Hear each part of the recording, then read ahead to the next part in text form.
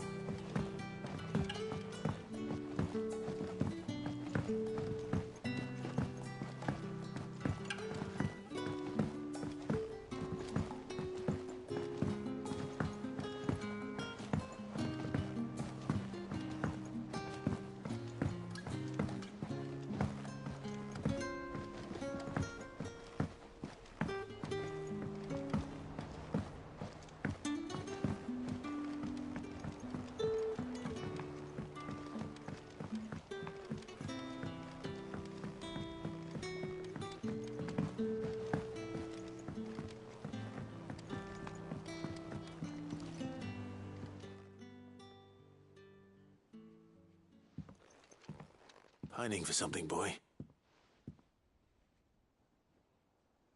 What is it? What do you see out there?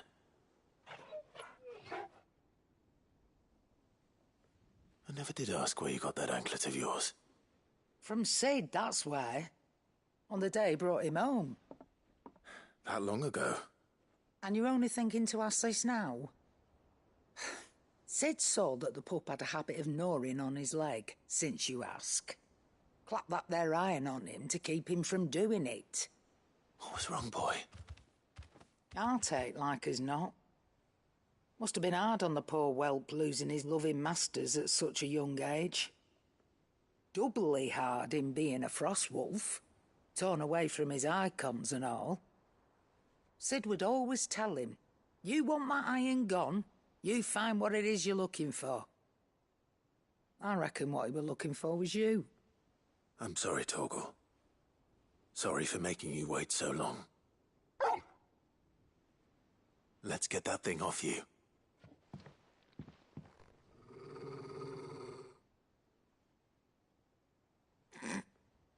Doesn't sound like he wants it off.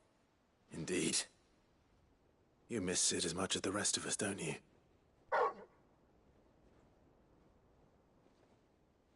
You want me to go with you somewhere?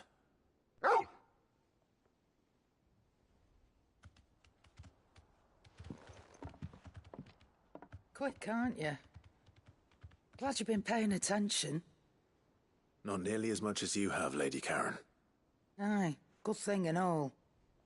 It's not like Gav would have kept him in nuts and rubbed his belly these past 10 summers.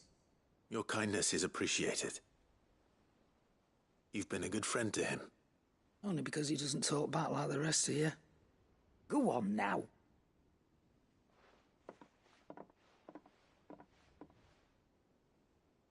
Where to then, Torgal?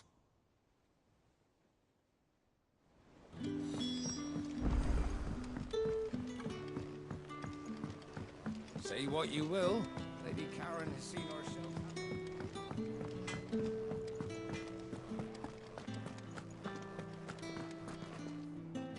All right, Torgal.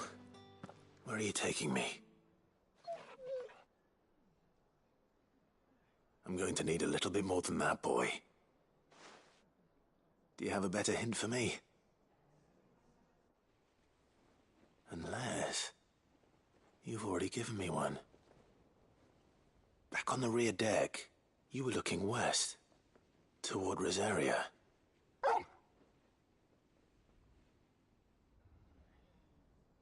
Why don't we try the rookery?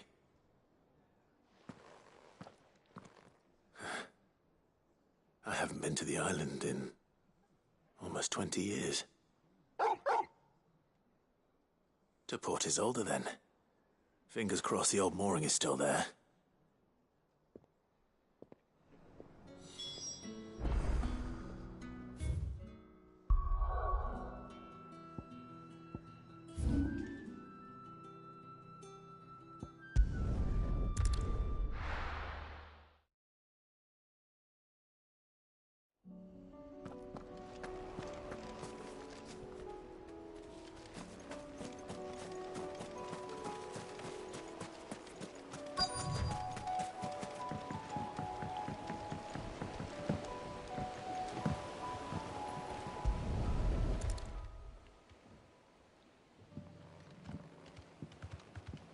It's still here.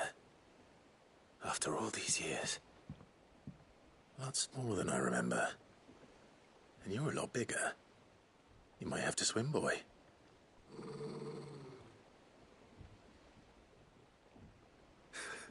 I wasn't being serious.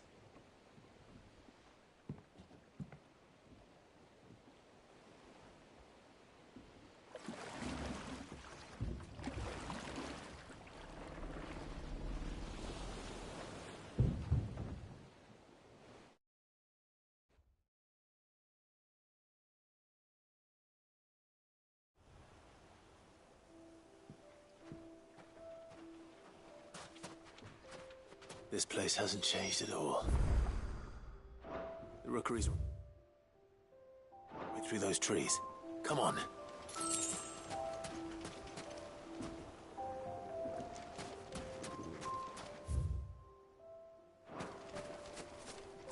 Race you there? I bet I could still beat you.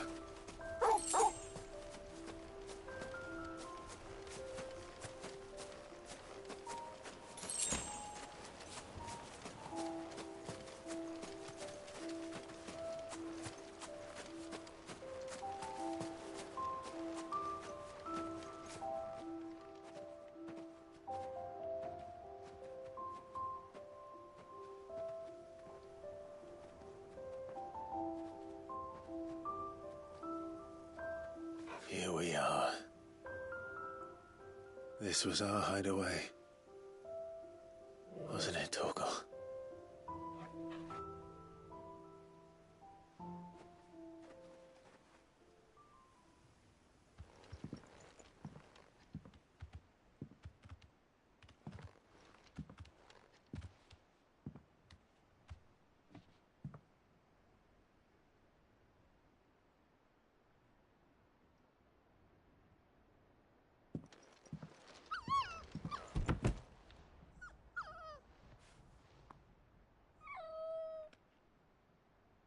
Coming here helped me to forget who I was.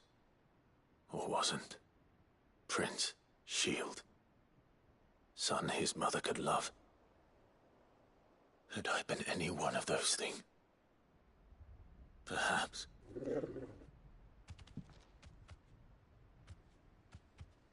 What is it, boy?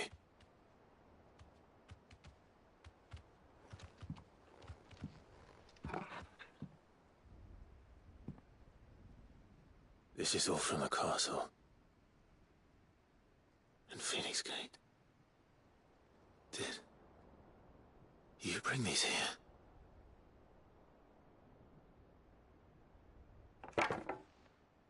My sparring sword.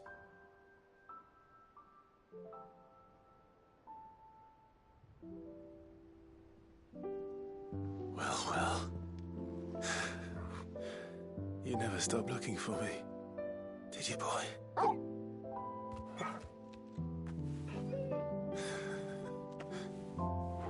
Thank you, Torgal. For never giving up.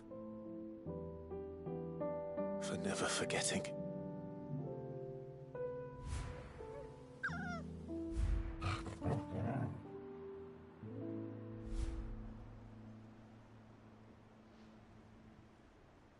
Let's take this with us, shall we? So I don't forget either.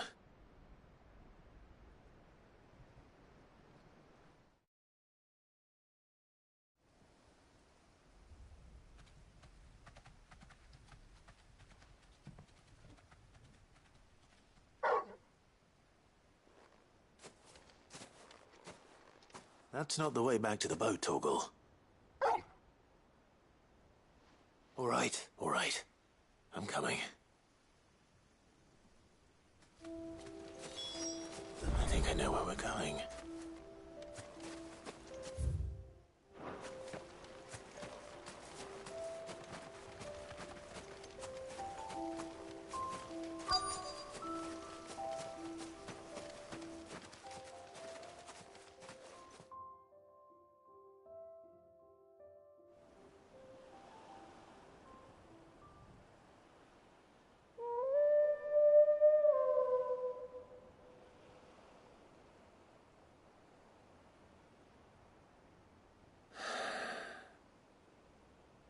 People always talk about the importance of putting the past behind you.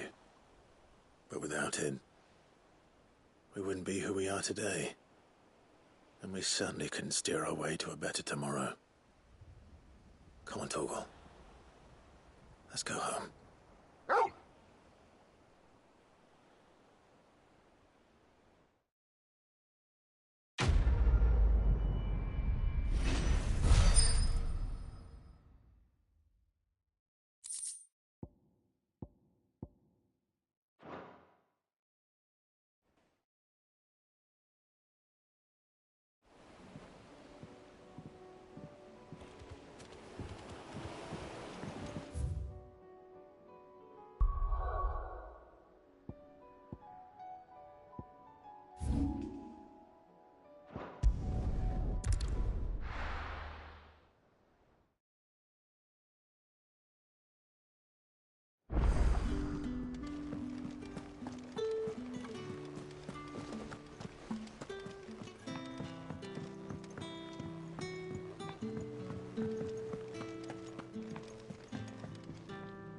Vivian, I read your note, and I'd be happy to help you find the book you're looking for.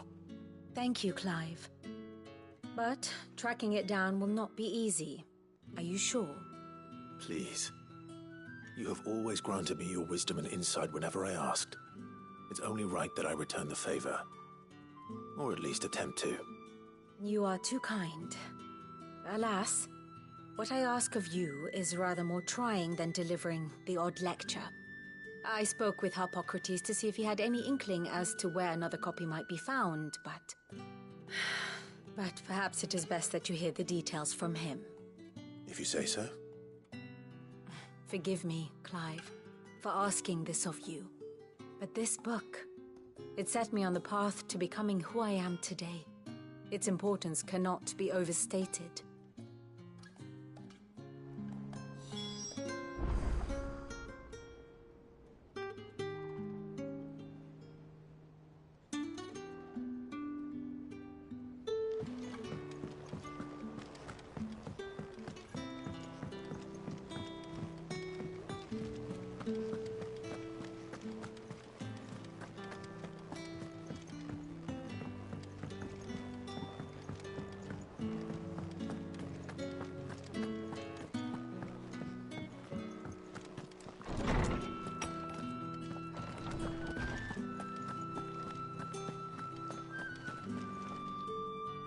Ah, Clive, my boy. What a pleasure it is to see you. Hippocrates. There's something I need to ask you. I've been charged with locating a book called From a Distance. Then you seek a rare gem indeed. One whose name I had not thought to hear from your lips. You've been talking to Vivian. Right as always. But she didn't seem keen to tell me very much. I take it she didn't like what you had to say. And yet I gather it did naught to dissuade her. Clive, if the young professor has tasked you with obtaining a copy, I fear she asks the impossible. The executors would not allow it. The executors? Coveters of Secrets. A clandestine organization committed to the collection and intenebration of forbidden texts and technologies. One such text being the tome Vivian seeks, chronicling as it does the true history of the enslavement of bearers, a tale which could overturn the established order were it ever to become widely known. Or, so rumor has it. I've never actually read the thing, or even set eyes on it for that matter. How is it that I haven't heard of this organization? Why, secrecy is the executor's watchword. They lurk in the shadows, emerging only to seize that which must be seized, be it books, inventions, or people, before disappearing again, leaving nary a trace. Which would explain why Vivian's copy was snatched from her grasp not long after she found it. By the hand of the executors, yes. But what drives them? Self-interest or ideology? A fine question. Sadly, all that is known of the executors can be recounted in a single breath. You may just as soon ask me of their origins, numbers, or the identities of their leaders. Any answer I give would be pure speculation. Then my hunt was doomed from the first. What was Vivian expecting? That I'd pluck it from thin air? Not from thin air, no. From ash. Rumors of the Executors are rife among the Scholars of Storm, but rather less so across the Strait. I have a friend. Well, I had a friend in the village of Garnick, a collector of rare tomes, upon which subject we would oft correspond. Alas, I have heard naught from him since the skies fell dark. And no doubt he, too, has turned. But, though he did not mention it by name, it is possible that a surviving copy of From a Distance yet rests upon one of his many shelves, quietly awaiting discovery. If you were, by some chance, able to save even a single book from the poor man's library, I know his soul would rest easier. Very well. When I next find myself in Waloed, I'll be sure to pay Garnick a visit.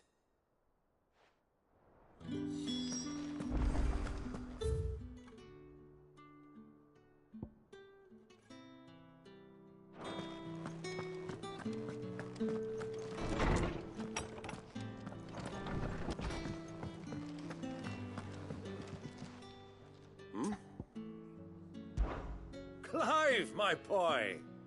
Rutherford informs me that we owe you our thanks. Hadn't intended for you to get involved, but such are the times we live in, huh? I would have done the same for anyone else. You're far too modest, Clive. You'd make a terrible nobleman. But tell me, is the realm truly in as dire a state as Rutherford suggests? From what little I saw, you were right to be worried. I suppose I should have expected the worst. But I was rather hoping the great and good of the realm might have things a little more under control. Alas, it seems that firm leadership is in short supply these days, and without it, the people are bound to lose their way. We must move quickly. But where do we start? True, the challenges that face us are many. But in my estimation, there are two key areas to be addressed before any other. The realm's armies and her larders. As you've seen firsthand, it's every man and woman for themselves out there. Certain cities have banded together to try and maintain some semblance of order, yes, but such cases are few and far between. And yet, the only remedy for the chaos that faces us is unity. A unity that transcends even the borders laid down by our ancestors.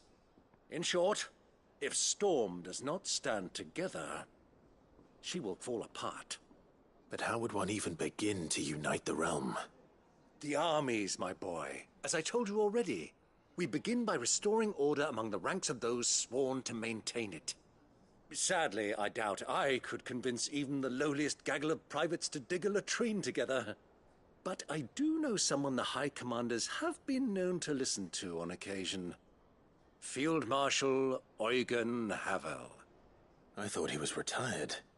He was, until an Akashic army tore through Randalar and killed most of the rank and file. There is no man alive more capable. Literally. And as luck would have it, I've already spoken with him on the matter. Of course you have. And he's agreed to help. On one condition. That he first speaks with you personally. Havel has always been a man of frustratingly rigid principle, and he has certain qualms about clasping arms with, well, with an outlaw. I extolled your many virtues as best I could, of course, but the old goat was adamant that he be allowed to appraise you in person.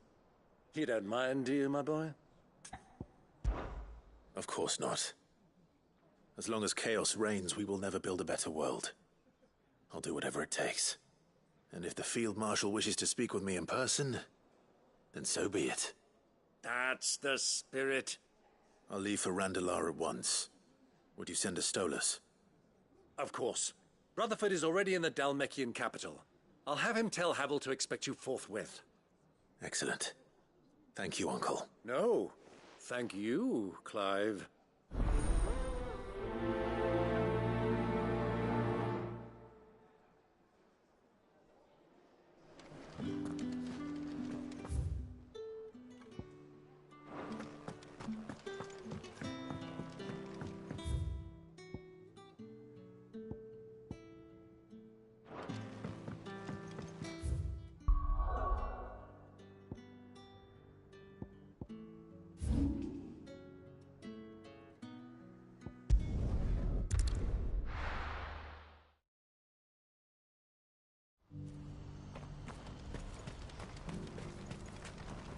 You won't find a finer array this side of the strait.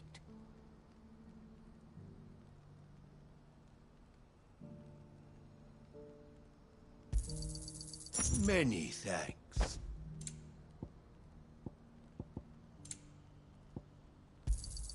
A fine choice. You've a discerning eye. A fine choice. Many thanks.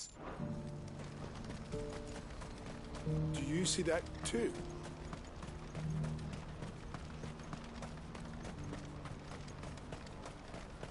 Papa? What is it? Oh, please. Just make it stop. Make it stop.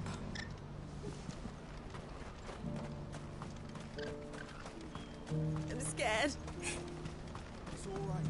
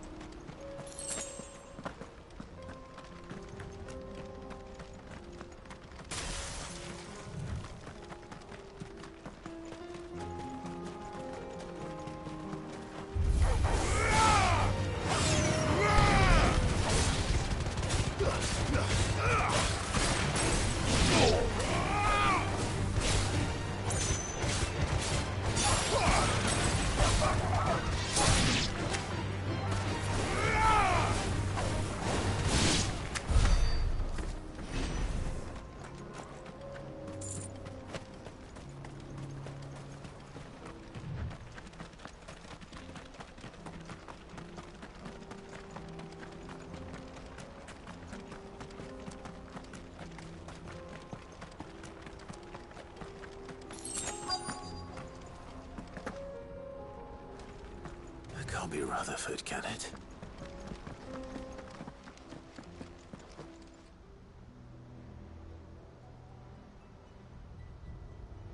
Turncoats and cowards, the lot of you! If it's a fight you want, it's a fight you shall have! Allow me. I don't need your... Please, Field Marshal, oblige him. This won't take long. You're right. It won't. Men, finish him.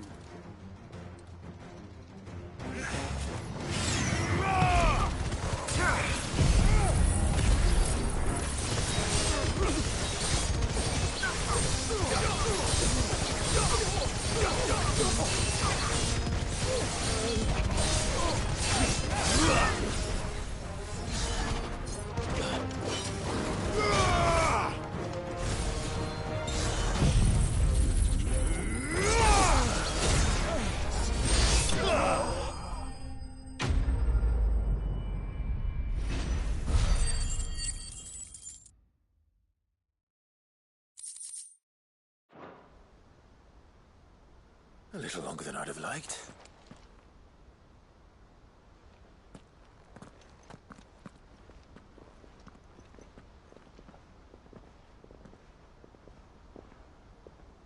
Field Marshal Havel, I presume.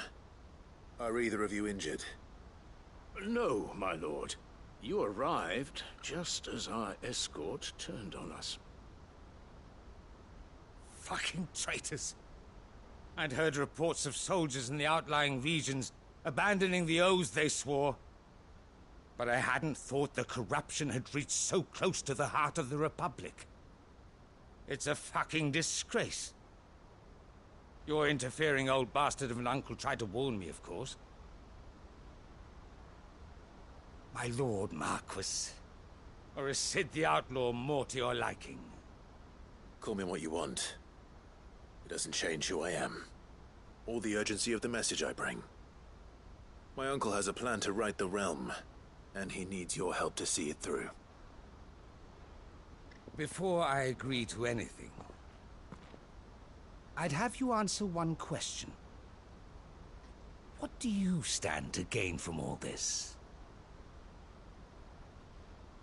I won't deny that I might benefit from further chaos. But I seek a new beginning for all of us. And while the choices I've made may not always have been the right ones, I know I made them for the right reasons. For so long, so many of us have been told how we could live, how we could die, when it should have been our decision all along. Now we have a chance to put things right. But in order to take it, we must stand together. Even if it be beside those with whom we don't see eye to eye.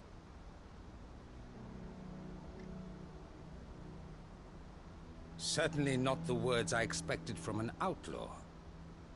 But perhaps your uncle was right. You are no ordinary outlaw.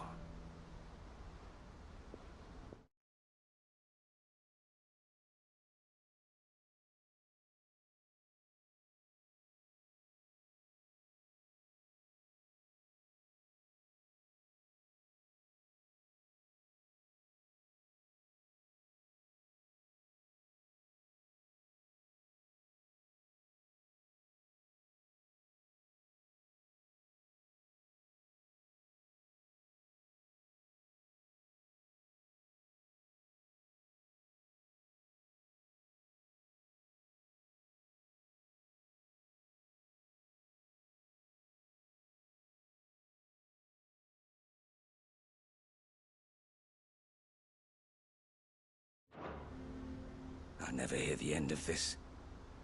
All right. I'll start by ordering my most trusted guard to bring the Dalmekian fringes under control. Next, I'll make contact with my counterparts in the Imperial Army and see if I can't convince them to try and restore order in their own territory. Thank you, Field Marshal. But they are not the only ones we will need to convince. What do you mean? I don't doubt that I can bully some sense into a few generals, but those they answer to require a different kind of persuasion. And when it comes to honeyed words, well, we will need an envoy. One who can court even the most stubborn of statesmen. You, perhaps. I'm flattered. But I'm no diplomat either, and I have other problems to attend to. What we need is a skilled arbitrator. And I may know just the person. Is that so? And would he happen to be an outlaw too? Of a different kind, perhaps. Well, beggars can't be choosers. I suppose we'll all have to find a little of the outlaw in ourselves if we're to make it through this. Very well. Send your man to me right away. I shall.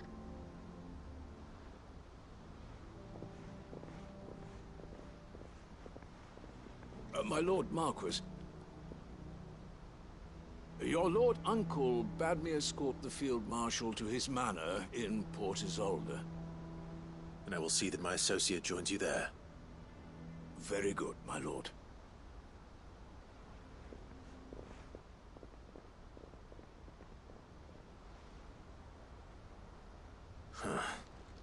An envoy. I'm not sure I'm the man to talk anyone round. I can barely convince my brother to take his medicine. No, This is a job for someone with experience. Someone like Quentin. I hope I can convince him at least.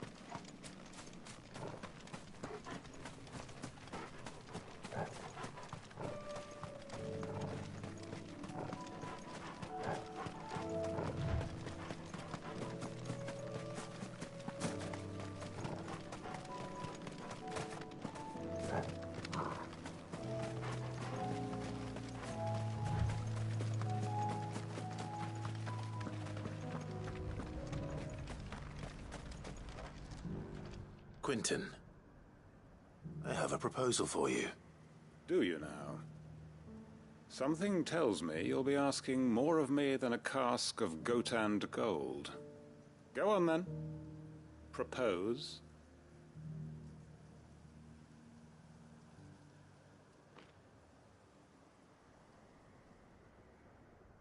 You'd have me convince the chiefs and chamberlains of the realm that they should simply swallow their pride and do the one thing that has proved impossible for thousands of years. Was there anything else? Perhaps I can fetch you a meat pie as well. I know it's a lot to ask, but I can think of none better suited to the role. And you'd have me give up what little I have left to do it. I told you, Clive. The people of Lostwing are my family, and I cannot abandon them. You'll have to find someone else. I'm sorry to hear that. So am I. And why might that be? What he's asking. How's it any different to what you've done so far? They want you to speak for those who can't speak for themselves. That's what you do best. If it's the vineyard you're worried about, we'll see that the grapes are picked and the tons filled. You know we will. It's not that. Then what is it? You said yourself we're family. Don't you trust us? You know that's not what I'm... Then what are you saying? That only we are worth saving? Why turn your back on everyone else? You convinced us we could build new lives for ourselves, and if you can do that, who's to say you couldn't convince the entire realm? A stirring argument. I fear that any rejoinder I make might fall somewhat flat by comparison. So you'll join us? Where do you need me? Field Marshal Havel will want to speak with you in person. He's currently in Port Isolde. I can arrange for a party of Cursebreakers to accompany you there.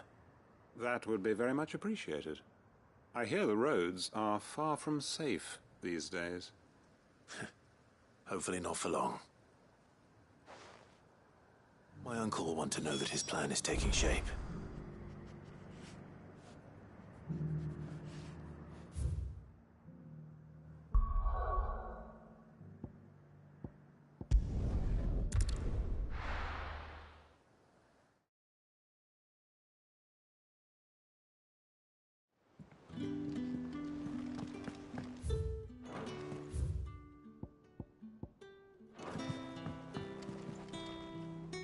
Uncle, I bring good news. The Field Marshal has agreed to your plan. Ha! Of course he has. I didn't doubt you for a moment, dear boy. Rutherford is accompanying him back to your manor in Port Isolde as we speak. They will await your return there. As will one other. One other? Who, exactly? Lord Havel was concerned that even if he could get the realm's armies to agree to an accord, he might not be as successful in convincing those with political power. He asked if I might have a solution. and I suggested a certain Imperial Lord Magistrate turned Liberator.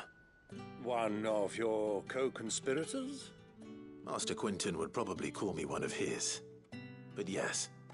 Another outlaw, then. Just the thing we need to put these rotten politicos in their places. Good thinking, Clive. I'm glad you approve. The more the merrier, eh? Uncle, assuming Havel and Quinton can solve our problem with the armies, you still haven't mentioned how we might manage the grain shortages. Oh, don't you worry, my boy. The 7 high houses will be seeing to that. They have all agreed to make the most generous of donations. Oh, of course, it did take a little persuasion, but luckily I had some unexpected help. From who? Why, you, my boy. Rumor has it that you rescued the Lady Ariane's head steward Rockford from a horde of bloodthirsty bandits. It was more of a handful. Well, the old battle-axe was so pleased. She had a shipload of talents delivered to my private docks by the next new moon. And when the other houses saw the parsimonious old crone's purse strings finally loosen, they as good as tripped over themselves in the rush to follow suit. I'm happy to hear it. Now, I must be getting back to the manor. Join us there at your earliest convenience, would you? Of course, Uncle.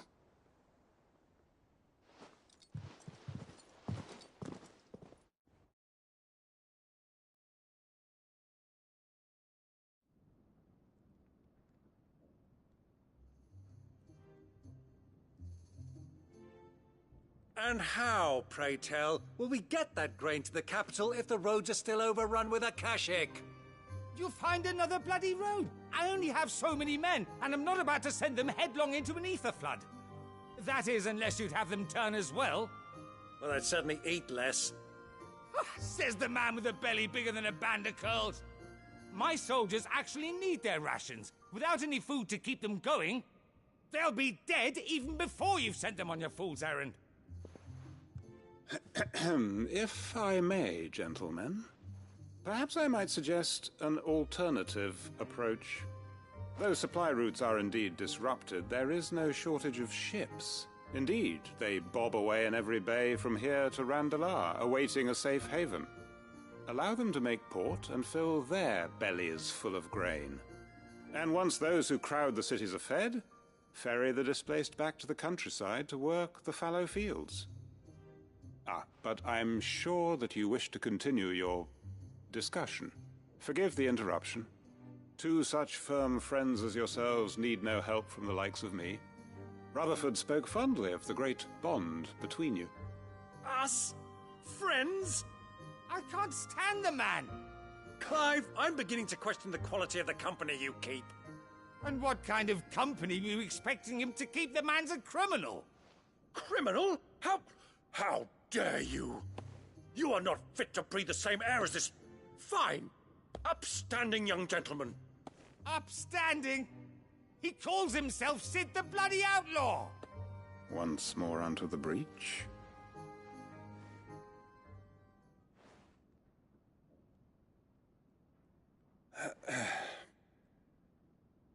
Shall we begin again? What we seek here is not to create a new nation, nor to claim the thrones of those that already exist. We wish simply to bring stability to the realm that mankind might weather the current storm. And to do that, we must convince those in power, the generals, the statesmen, the nobles, that our cause is just. There will be disagreements, yes, and I imagine some resistance, much resistance. But we cannot let that deter us. If we show them the path, show them that we walk it ourselves, then I am confident they will follow. The fate of the world lies in my nephew's hands, but the well-being of her people lies in ours. And we must not squander the chance that Clive has given us. Uncle Byron, Now, with that settled, let's move on to the signing of the Accord. For what great moment in history hasn't been accompanied by a little ceremony?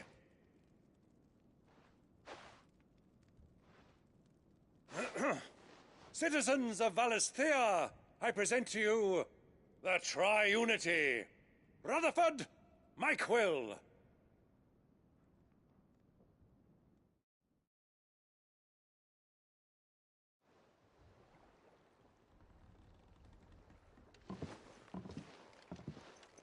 Well, my boy, the stage is set. That it is. This is the role you were born for. Now I ask only that you trust in the talents of your supporting cast. We shall play our parts to the best of our abilities, that you might have the opportunity to shine. The realm needs its Sir Crandall. And there is no better Crandall than you, Clive. I want you to keep this signed accord as proof of our faith in you. I will. Thank you, Uncle.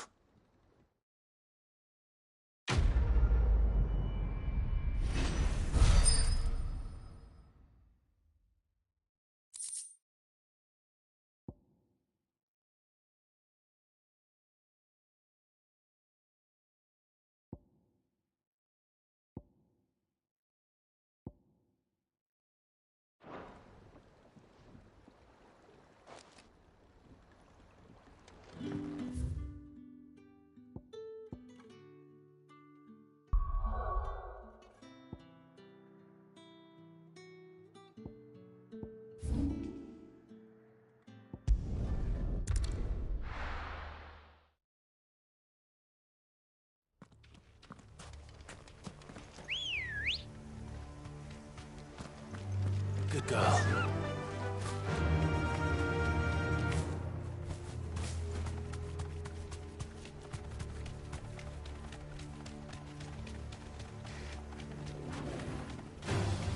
This might take a while.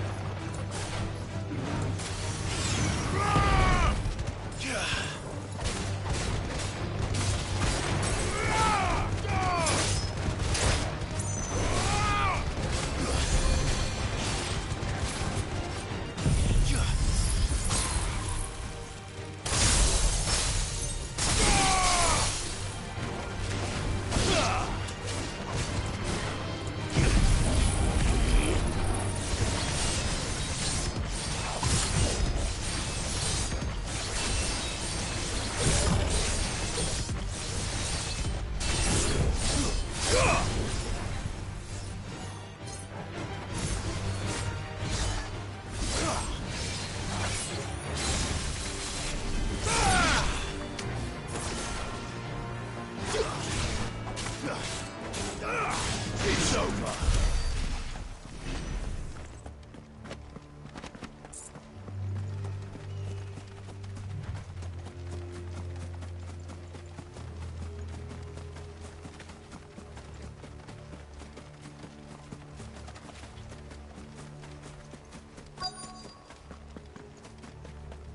The entire village looks abandoned. Now, which house would a bookworm live in?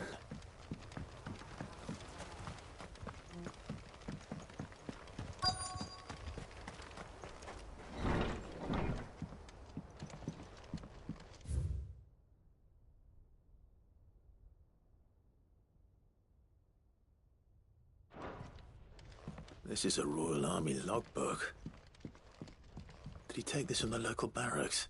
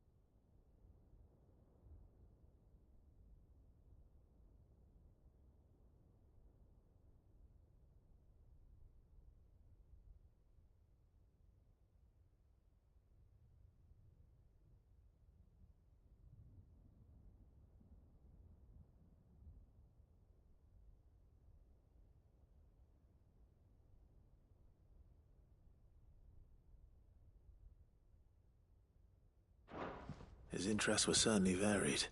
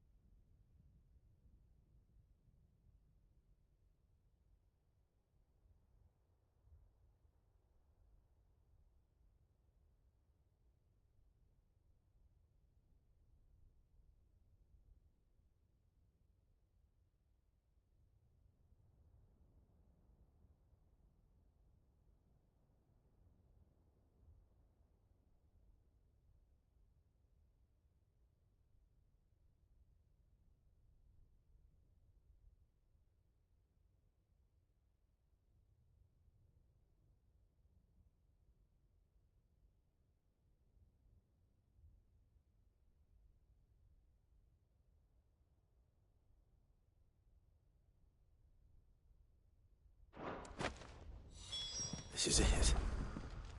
But if what it says is true, I need to get this back to the hideaway.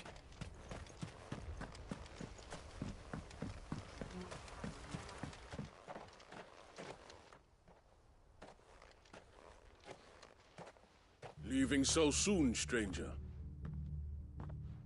We've been watching you. From a distance, so to speak. Subtle. I know who you are. Then we need not waste time on introductions. Hand me the book. Leave it in our care and return to your life. Your care? Do you mean to burn it, or bury it? That is not my decision to make. But by one means or another, its contents shall be removed from the common record. Then I'll have to politely refuse. I won't let you erase our history. Then we find ourselves at an impasse. Very well. The book can just as easily be pried from your dead hand.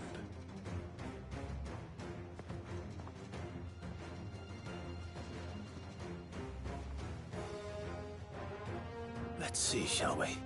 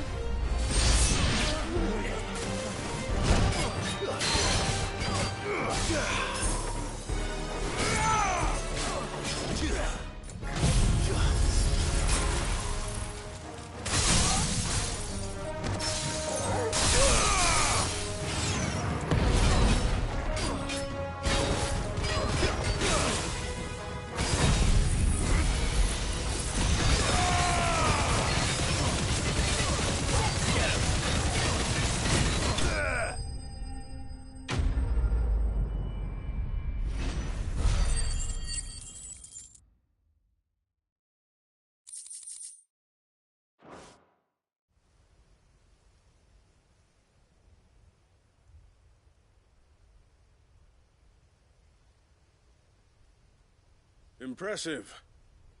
But we have other means. We shall claim the book yet. Why do you want it so badly anyway? It lays out in no uncertain terms the vanity and avarice of mankind.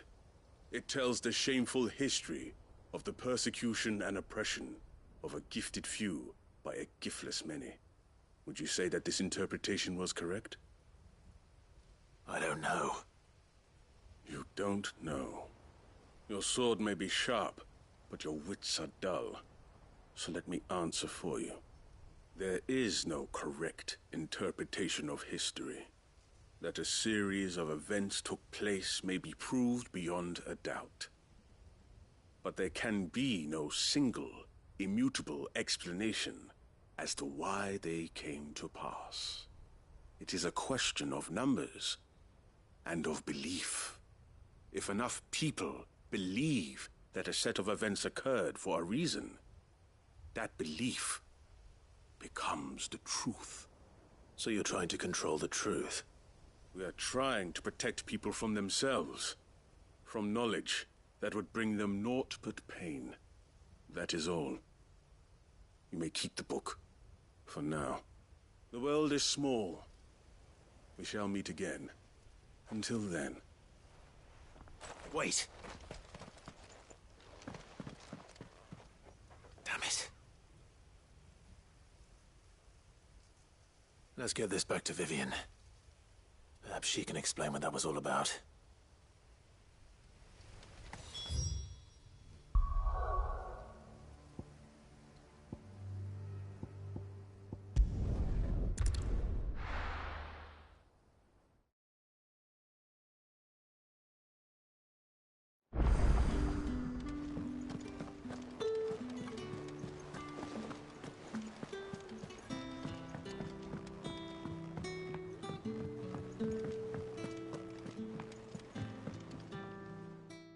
Vivian, I found it. The book you lost.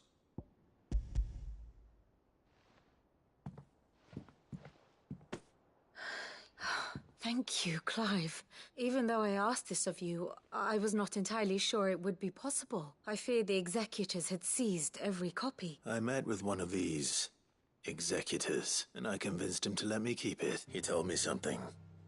That the truth is just a matter of collective belief, and that if enough people believe a lie, that lie becomes the truth. It does, but it also means that the truth is not immutable.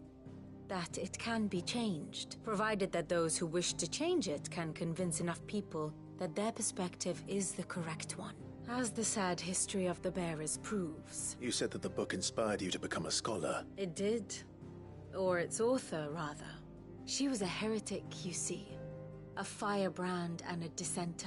A gallows stood ready for her in every corner of the realm. And by shunning society, or perhaps being shunned by it, she stumbled upon a truth so potent that an entire realm trembled at the prospect of its utterance. I, too, have always felt somehow set apart from the world of men. A stranger to my own species. She taught me that my solitude was not a curse, but a gift. And that, though my journey to the truth might be a lonely one, what I found at my destination would be more than worth the cost. Do you still feel that way? That you're not one of us? Honestly, I'm not entirely sure anymore. Since coming to the hideaway, I find my thinking somewhat clouded. Perhaps the result of studying mankind from a rather closer perspective than I had intended. But the more I study, the more I find value in this perspective. In looking not from the outside, but from within. So if you'll permit me, I'd like to continue my work here. Remember, Clive, when enough people believe, belief begets truth.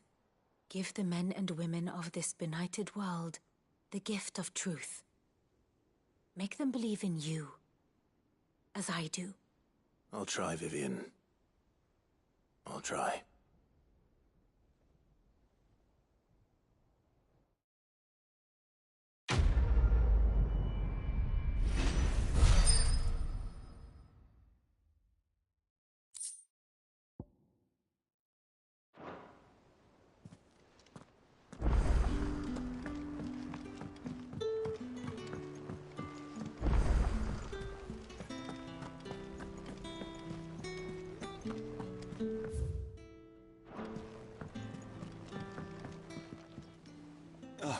Clive.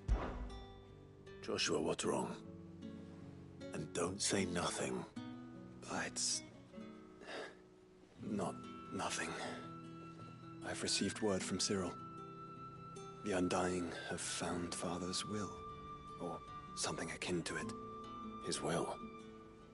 How and where? in the crypt beneath Rosalith Castle. After Kupka was kind enough to drive out the Imperials, the Undying took the opportunity to recover what relics of the Duchy yet remained. And in the process of doing so, they found a letter from Father. I'm surprised anything survived down there. Cyril asked that I join him in Tabor at my convenience. I have been meaning to go, but would you join me?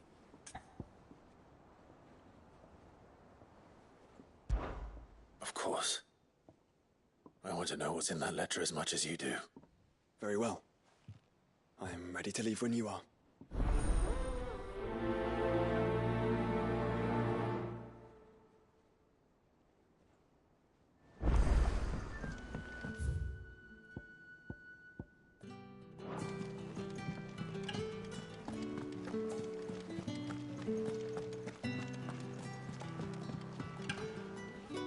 Sid, I was wondering if you could help me. It depends what with. A bearer, but recently freed from his bonds, is keen to join the Curse Breakers. As you know, the work we do is not easy, which is why we test every volunteer's suitability. I was hoping you could oversee this one's evaluation. I don't mind, but why this one? Because he wants to be a scout. Our ranks are filled with men and women capable of breaking chains and putting slavers to the sword. But scouting? We're few with the nose for that, which is why we still rely so heavily on Gav. And since he accompanies you on so many of your missions, I thought you might be better placed to recognize the traits in him that we should look for in those who'd fill his boots. Sounds reasonable. So you're happy to oversee the boys' test, then? One can never have too many scouts. Truer words, Sid. I'll let the initiate know that you'll be attending his trial, and that he is to proceed directly to Northreach in readiness. No time like the present, eh? No time like the present. I'll await you there.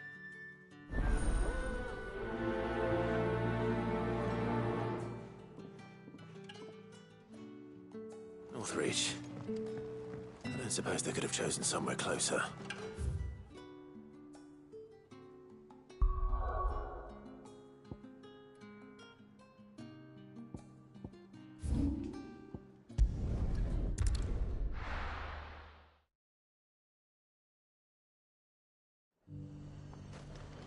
Lazare might at least have mentioned where in Northreach he'd be testing this recruit.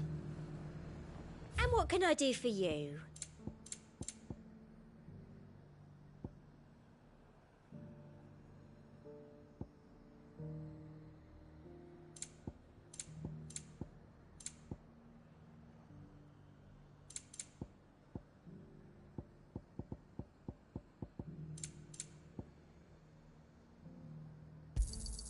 You've a keen eye. An excellent choice. You've a keen eye. The garrison said they'd take another out. Hardly know. Well met, Sid. This is the initiate. Ember, present yourself. At your service, Master. Please, just Sid. There are no masters here. Your life is your own. Oh, of course. Thank you, Sid. The sergeant says you'll be evaluating me at my trial. To become a scout, yes. You are aware of the dangers inherent in that role. I am. But I swore I'd face them. Just like the man who saved my life. And who would that be? Gav. It was him who found me and freed me. No magic, no support, just one man and his nose. Came and sniffed me out. It taught me what one man can do if he puts his mind to it. And I've been training ever since, so that one day I can be someone's saviour, just like Gav was mine. I'm sure he'd be flattered.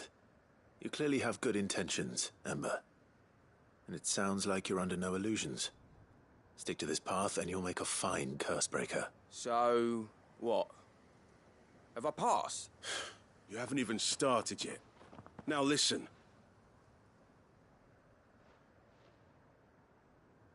Not far from here is an Imperial lookout. Eastwatch, and bring it here.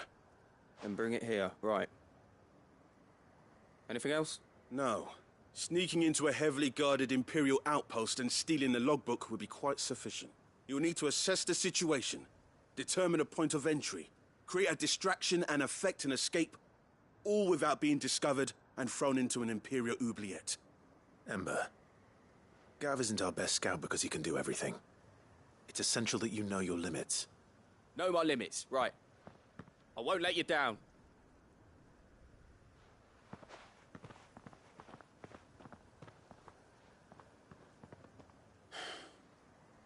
It shouldn't be as dangerous as I made out. But keep a weather eye on him all the same, would you? On my way. All right, Ember. Impress me. Ready, girl?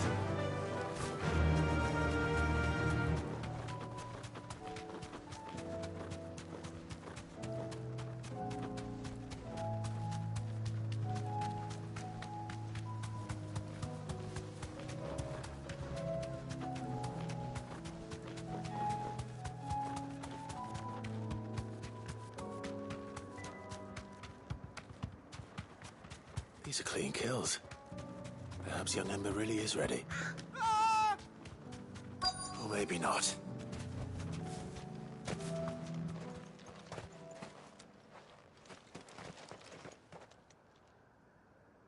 Damn it. Ember, draw your sword! I can't! Then run!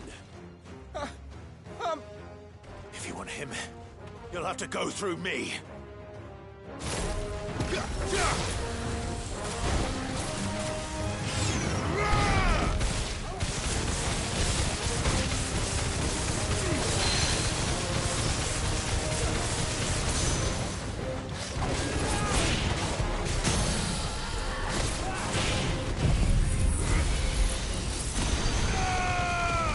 This one.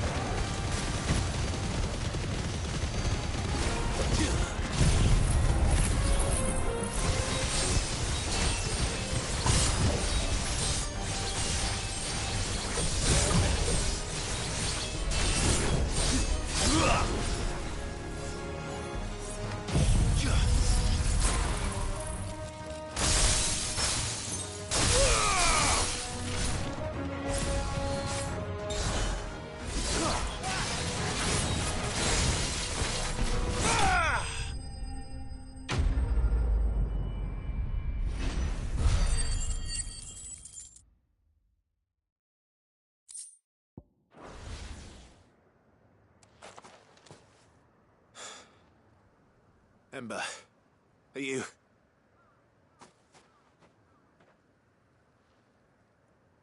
Gone. Of course. Scouts really are a rare breed. Back to Northreach it is then.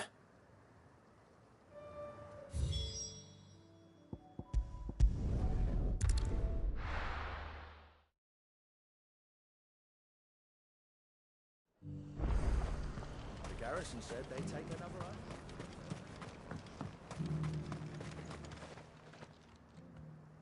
I didn't expect you back so soon. Where is Ember? How did he fare? I thought I'd find him with you. He must have fled. I followed him to Eastwatch, where I found him being set upon by a wild Avis. He was just standing there. Didn't even draw his sword. I had to step in and take care of things. But by the time I had, he was nowhere to be seen. I assumed he'd set off in your direction, but apparently not. I'm sorry, Sid. I knew the boy had a nervous streak, but he seemed like... The right man for the job? I believe this is the logbook you tasked me with retrieving. Eh? How did you...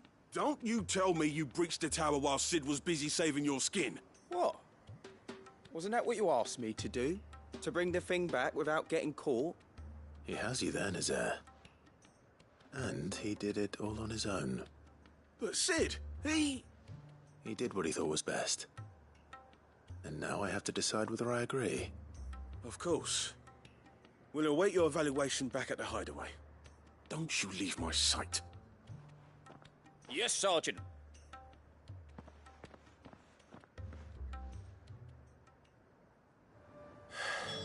This won't be an easy decision.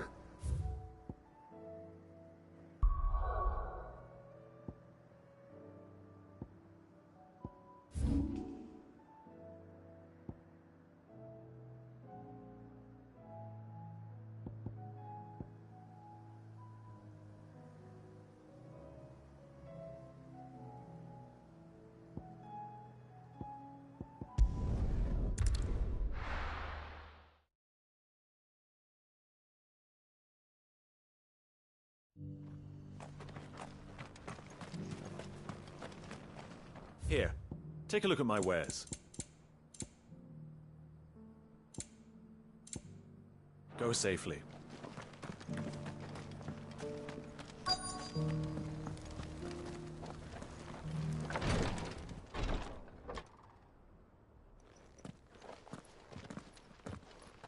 Your Grace, my lord, I trust your journey was not overly onerous. Cyril, you found a letter from Father? Yes, I have it here.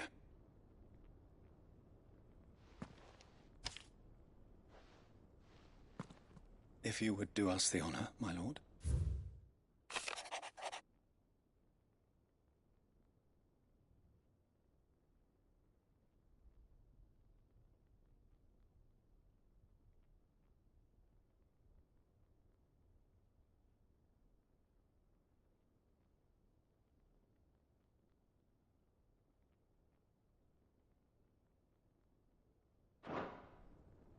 An inheritance.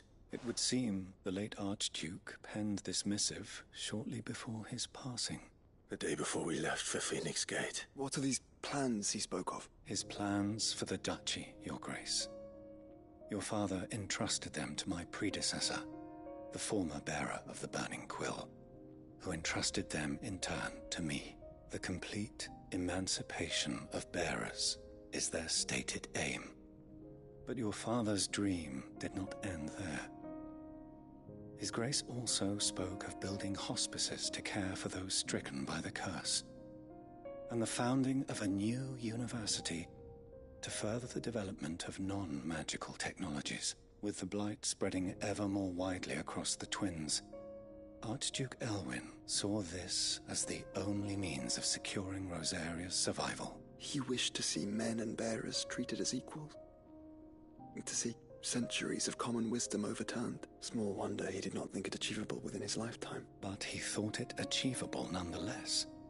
Had he not, he would never have written this message, nor would he have entrusted his vision to his most faithful aides, those who would have stood with you, shielded you from the machinations of the less benevolent personages at court. It's a pity only they are still with us. 'Tis true that those most loyal to your father were the first to suffer the Duchess's wrath. But one at least remains, and she has come bearing gifts. What do you mean? Mayhap it is better that she explain, my lord.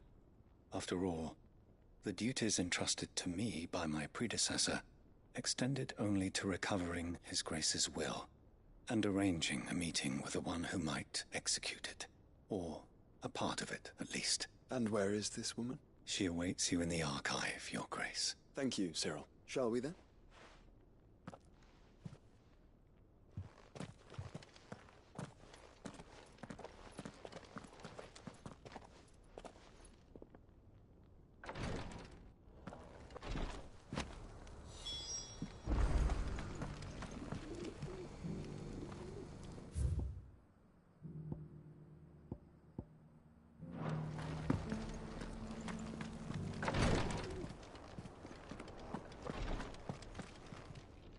Lord Marquis, if you... What is it, Cyril? One of our brethren lately journeyed across the strait in order to pursue a new avenue of inquiry in our ongoing investigation. He sent an owl some while ago, but we have heard naught from him since. Was he surveying another fallen ruin? No.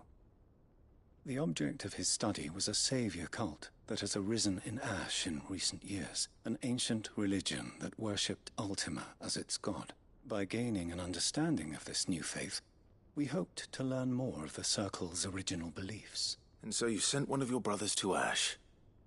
A continent teeming with orcs and Akashic? Fully cognizant of the risks, yes. I entrusted the mission to one of the most able of our order, the third chair.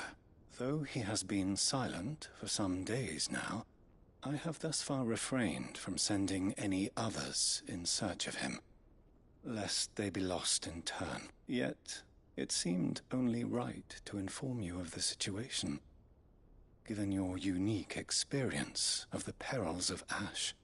For as you so earnestly advised me, it would not do to abandon a man to his fate. when he might yet be saved. It would not. But Ash is a big place. Can you be any more specific? Perhaps. The last owl I received from him mentioned a village where he had heard the cult were wont to assemble. Mickleburg was its name. It lies in the southern reaches of Waloed. If aught ill befell him, I expect it did so there. All right. I'll see what I can do. You are much too kind, my lord. Go then, with my hopes, and may the Firebird's flame ever burn in your heart.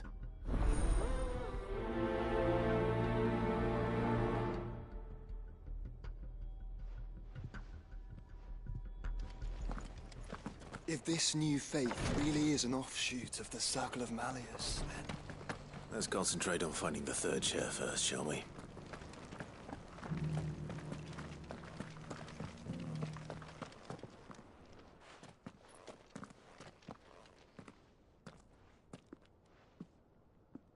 My lord, your grace.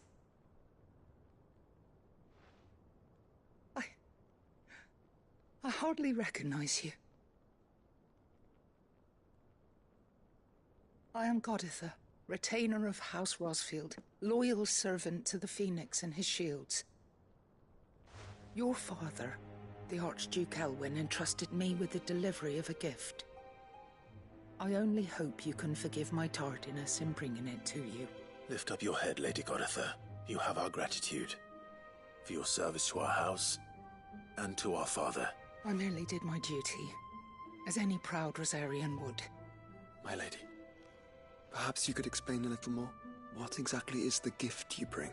As I'm sure you know, it has long been the custom for the children of House Rosfield to be presented with certain keepsakes upon their coming of age. Indeed it has. Our father often spoke of the day when our turn would come.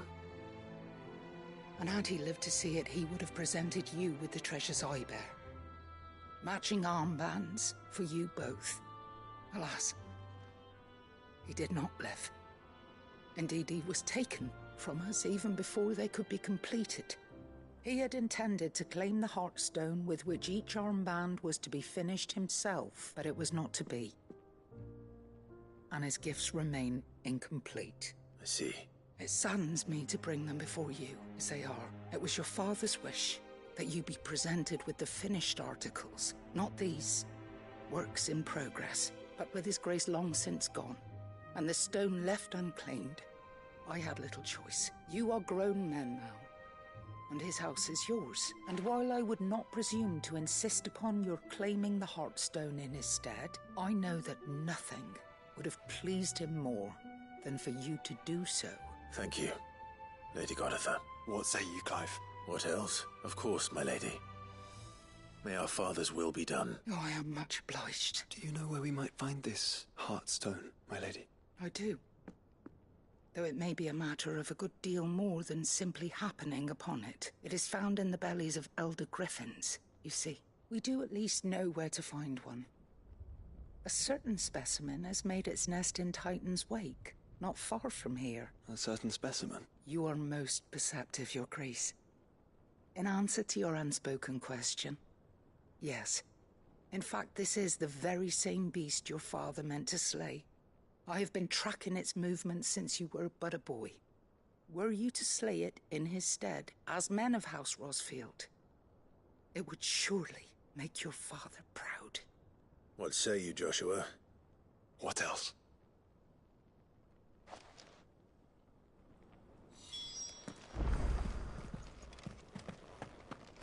Titan's Wake is to the south of it.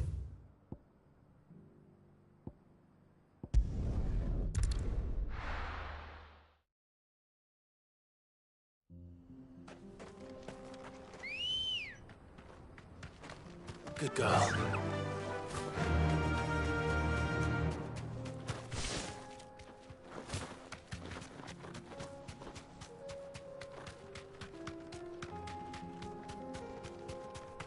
Eyes peeled, Joshua.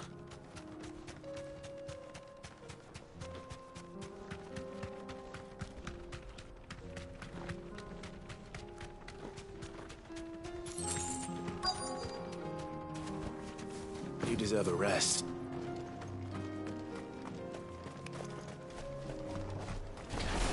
There it is. The House Rossfield.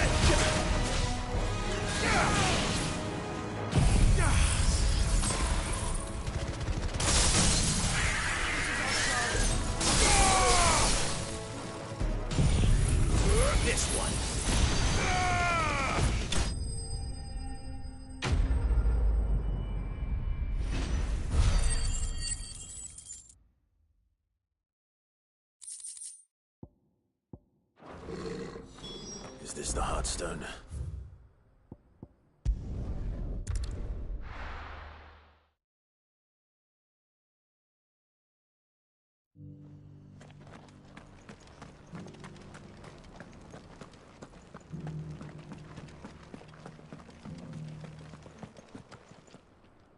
Oh, thank the Founder you were safe. The Griffin is slain, then? And the Heartstone claimed.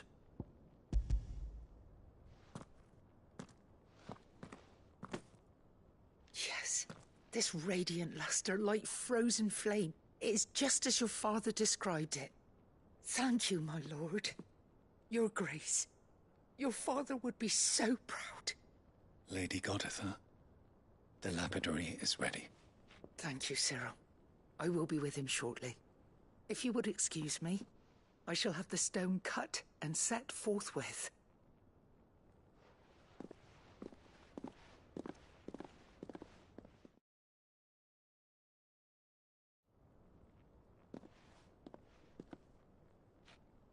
The armbands are complete. Pray, take them. They are yours.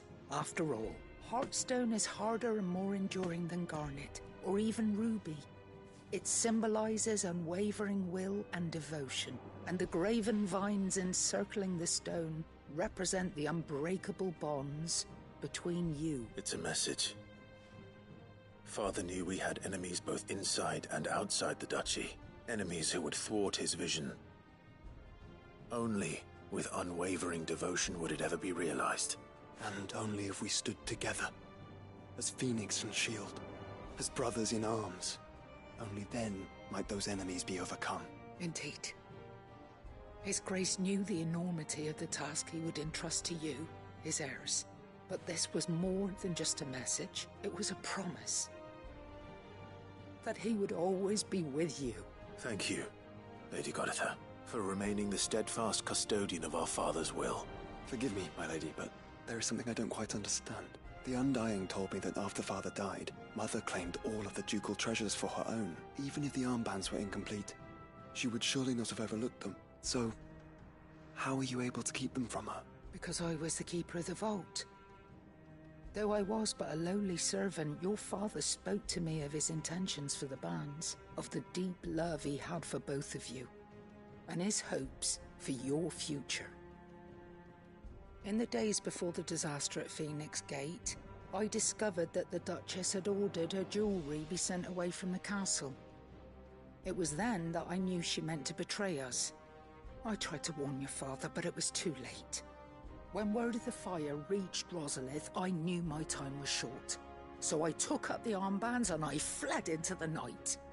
And thank the Founder you did. Yet my duty to your father was incomplete. Not knowing what else to do, I followed the Griffin, thinking I might claim the Heartstone on its passing. And so my pursuit continued, until Lord Cyril appeared before me. He informed me that His Grace's will had been recovered, and that his sons were alive and well. Lady Goditha, on behalf of my father and all the people of Rosaria, I thank you for your loyal service. As do I. Thank you, my lord. Your Grace, for coming back to us. For giving my service meaning.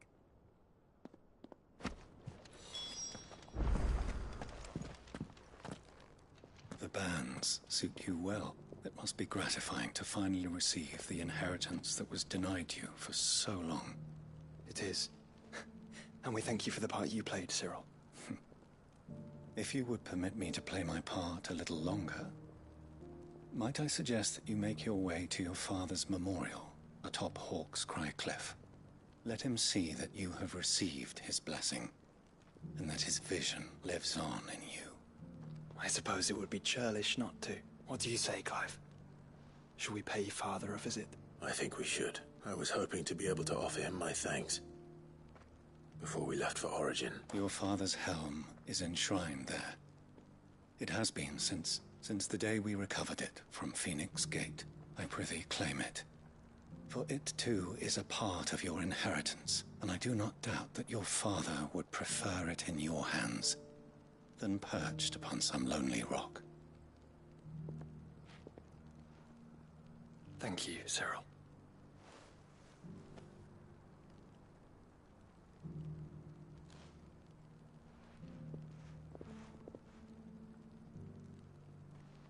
Come on, Clive. He's waiting.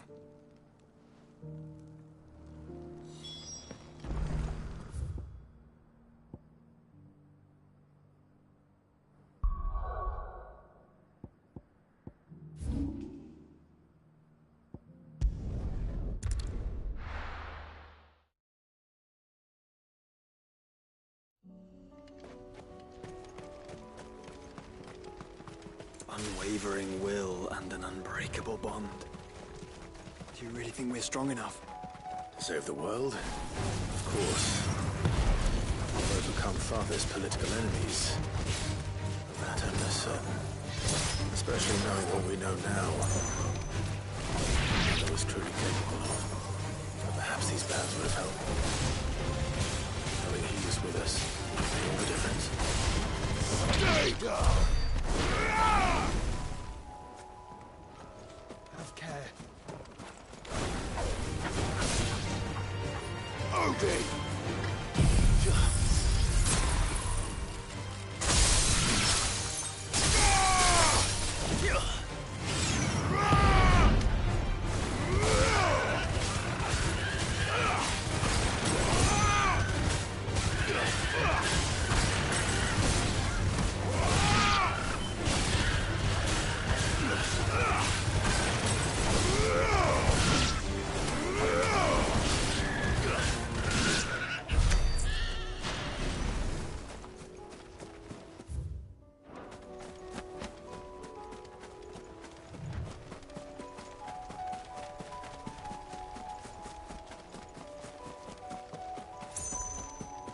It's just back there.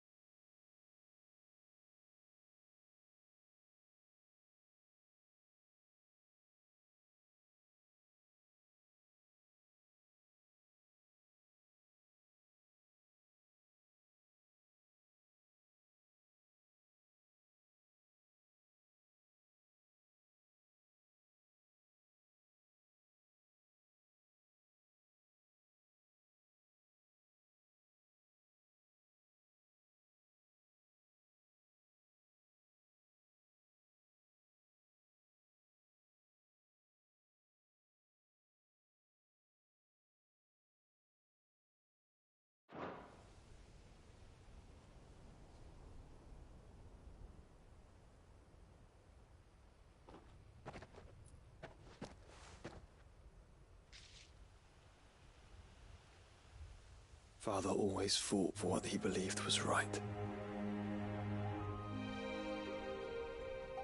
It wasn't until that night at Phoenix Gate that I realized I had never fought for anything. I always had someone else to do the fighting for me.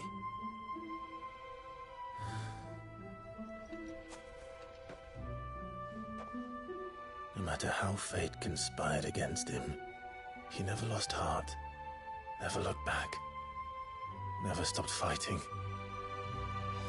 To me, he was the greatest of men. And I've been trying to live up to his ideals ever since.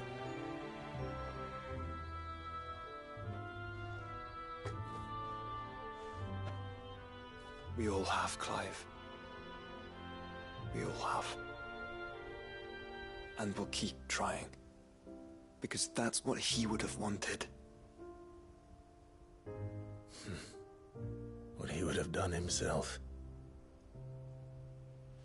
Even if it meant standing against the very gods in the heavens. I shall be borrowing this, Father, if I may. That you might watch over us as we follow in your footsteps.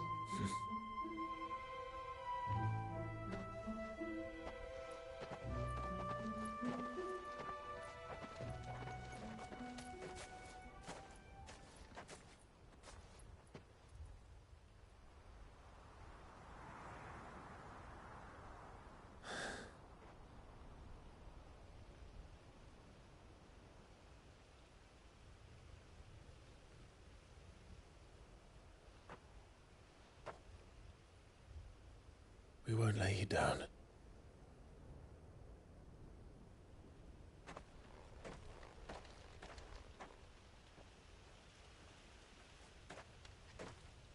Onward then.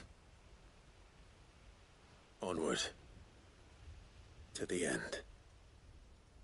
And to a new beginning.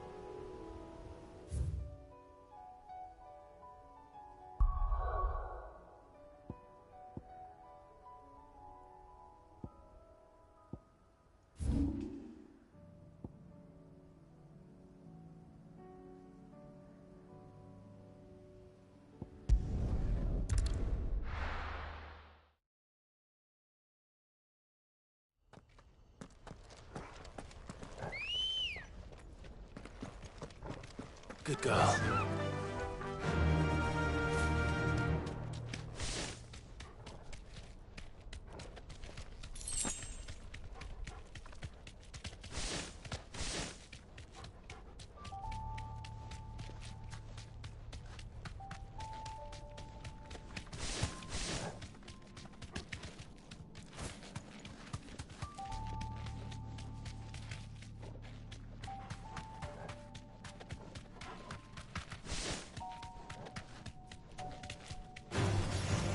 Mistakes.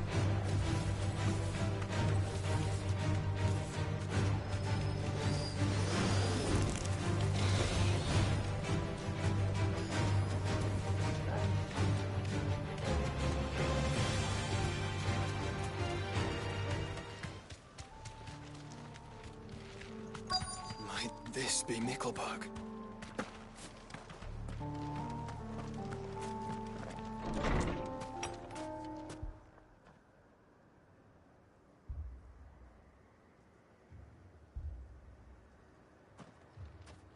These people aren't turned. And the village seems safe enough at least.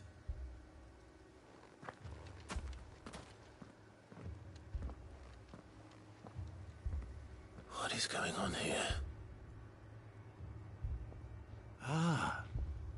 Did you, too, heed the call? Heed the call? No, I came here looking for someone.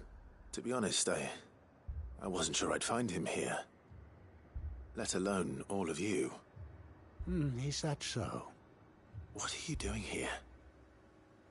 Is this where you live? It is my home. The others, they heeded the call. You keep saying that. What do you mean? They came here to perform the rite, just as King Barnabas instructed.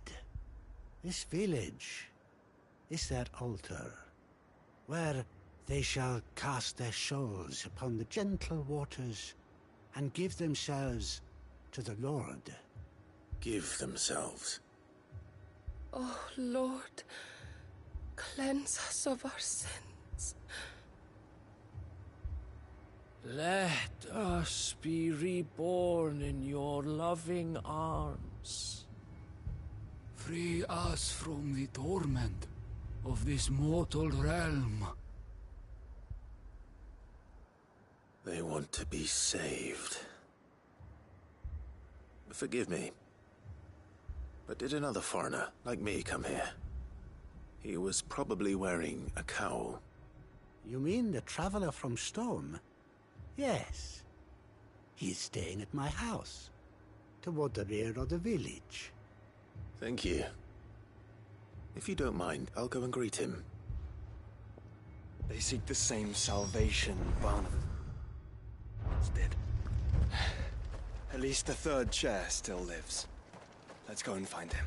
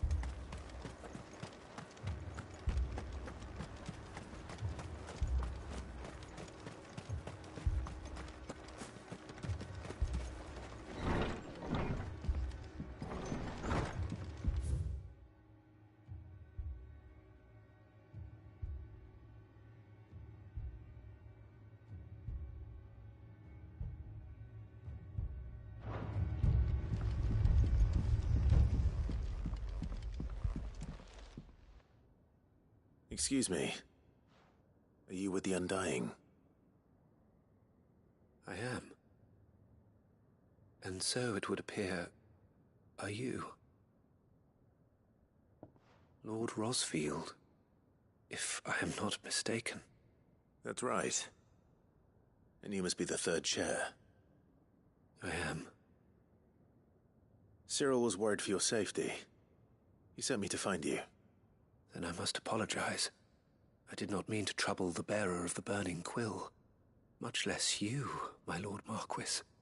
He said that you had failed to report. Is there a reason for that? I came here to study the followers of this new faith. But the more I learned of them, the more my own faith began to falter. You have seen them at their prayers, have you not?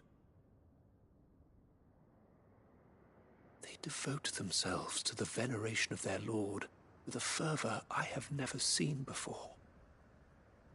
Praying night and day that they might be rid of their wicked wills, and reborn in their Saviour's light.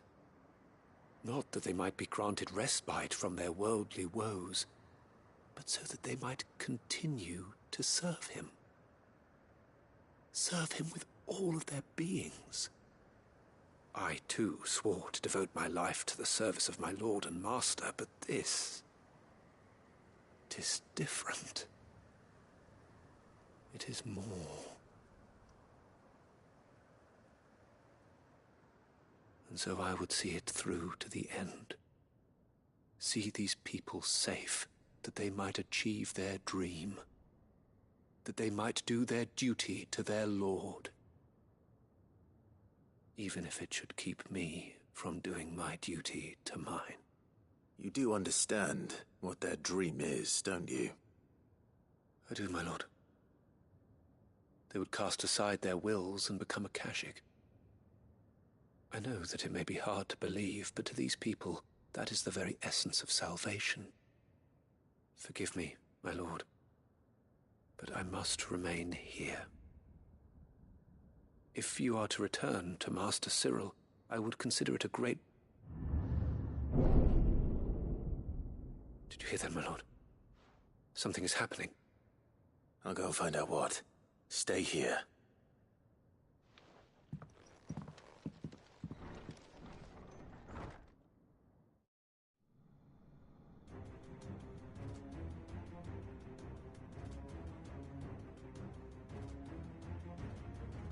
An ether flood. Oh no, there must be something I can do.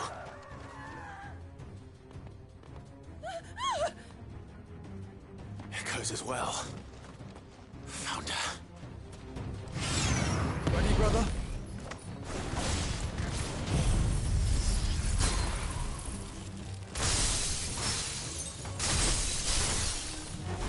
Ready. It's over.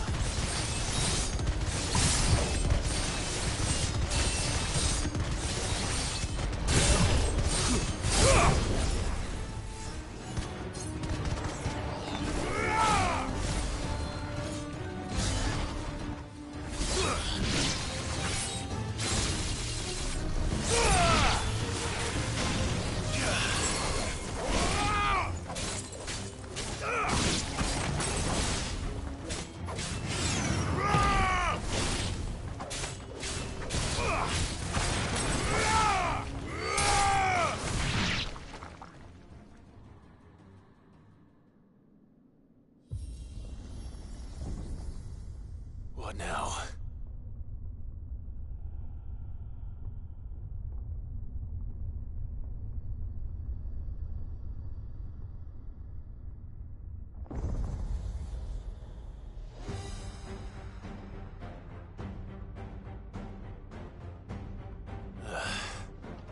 We meet again. I've killed your kind before.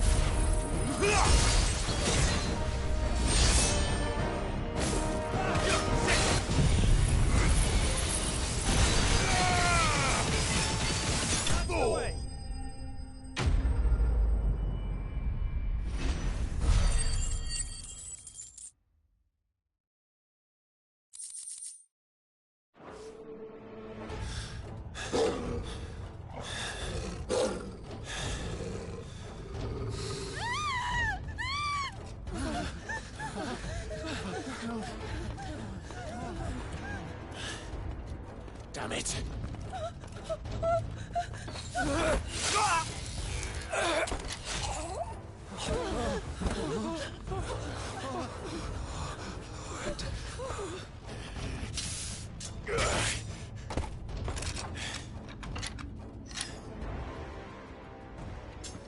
Don't you die. Come on, speak to me.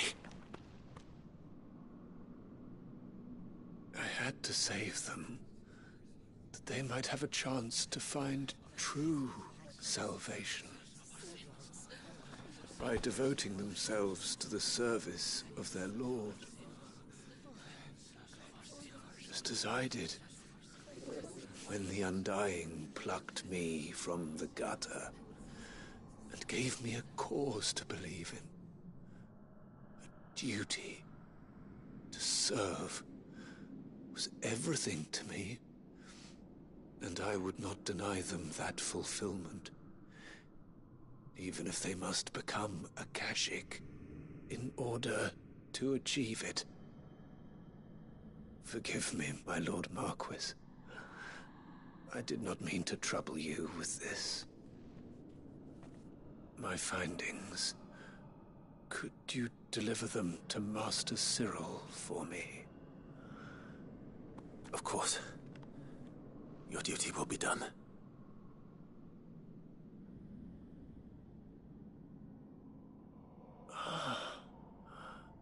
Look, my lord. They are saved.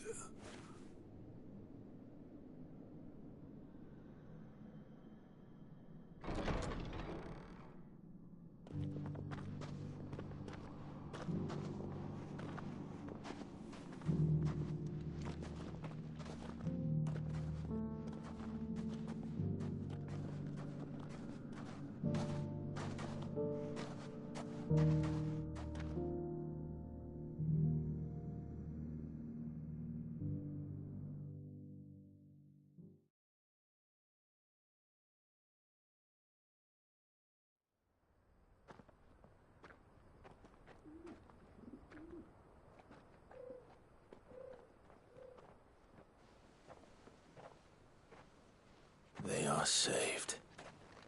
Found her. I should get this report to Cyril.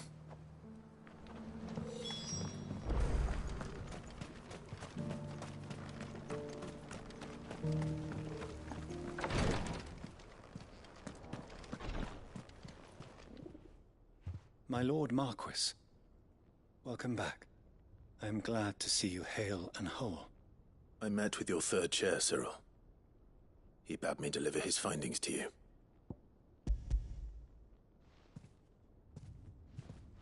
Thank you, my lord. He remained in Ash? He died protecting the villagers from an echo. I buried him in Mickelberg. I'm sorry that I couldn't save him. If you could not save him, no one could. The villagers, they were believers in this savior cult. They prayed to their god that they might be unburdened of their wills. Then an ether flood came, and their wish was granted. Your brother sacrificed himself that they might live, even knowing that that life was death by another name. Then he perished defending liberty. A hero's end. For the right to choose how one dies is no less sacred than the right to choose how one lives. Sid would agree. He wanted to build a world where people could die on their own terms. A noble ambition. To die for one's cause is the most perfect expression of one's faith. It matters not how misguided others might judge one's decision to be, only that the decision is one's own. We live according to the teachings of our order. We believe in them, we protect them, and yes, we die for them, for better or worse.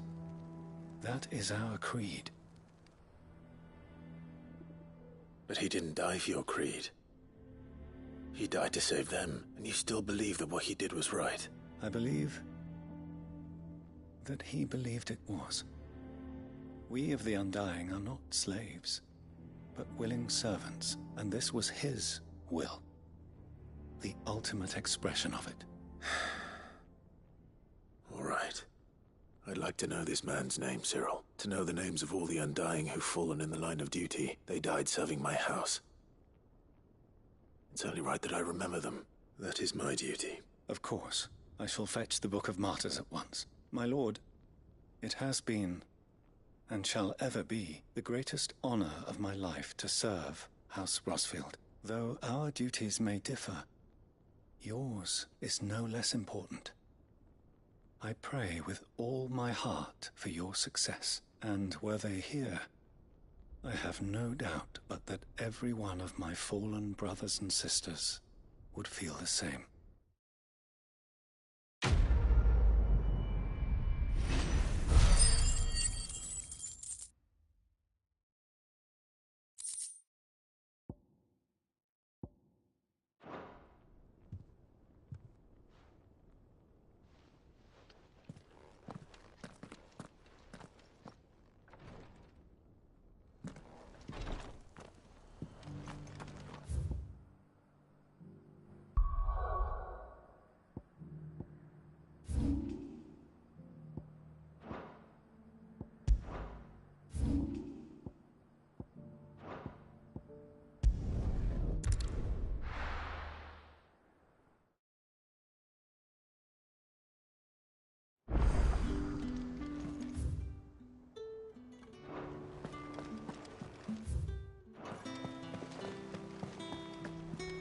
You should have seen.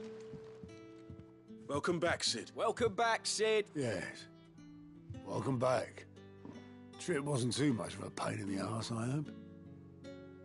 Truth be told, it was me who suggested roping you in to help with the trial. But from what I hear, things didn't go quite as planned. No, they most certainly did not.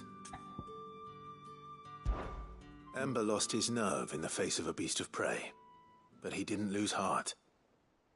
He pressed on, and he achieved his aim. And is that not what we ask of our scouts?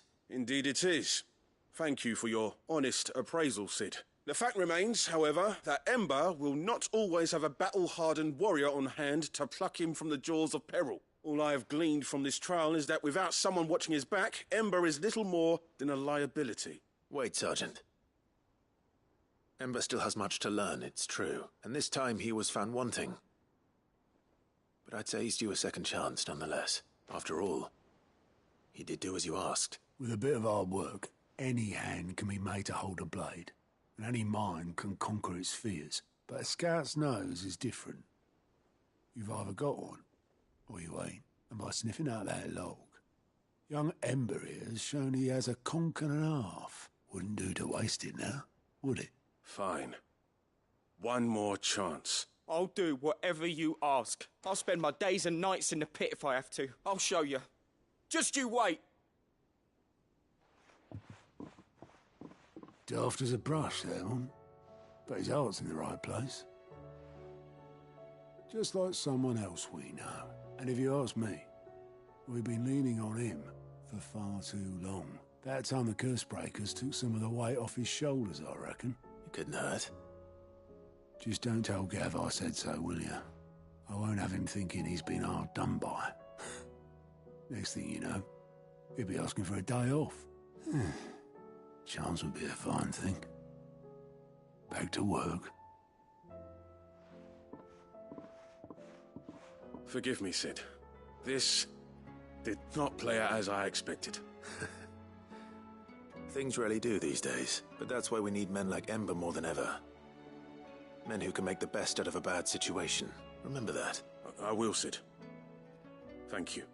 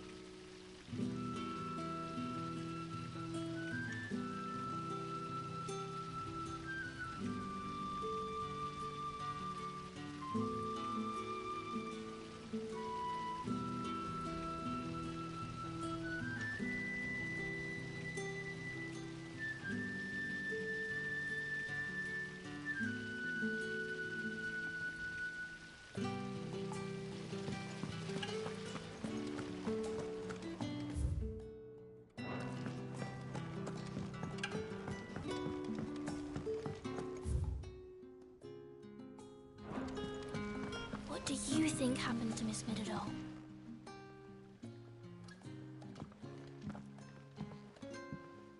Sid, you have to help us. With what? You didn't take apart another of Mid's contraptions, did you? No. Well, yes. But that's not what we want to talk to you about. It's Miss Middledore. She's been acting strange. Very strange. She's barely ever around. When she is, she acts like we aren't even there. Her head's in a crowd. In the clouds. That's what I said. In the clouds. Well, she does have a lot on her mind. When did you last see her? Not long ago. Right after she got back from saving you from Stonehenge. Then it's probably just about the Enterprise. It did take quite a battering on the way there and back. You didn't break it, did you, Sid? You really should be more careful around Miss Middledore's inventions. Don't listen to her. Even if you did break the Enterprise, you could put it back together, couldn't you? But who's gonna put Miss Middledore back together? She seems really sad. Why don't I go and see if I can cheer her up? You do that? For us? She's in her dungeon. Don't scare him. It's not a real dungeon. Thanks for the warning.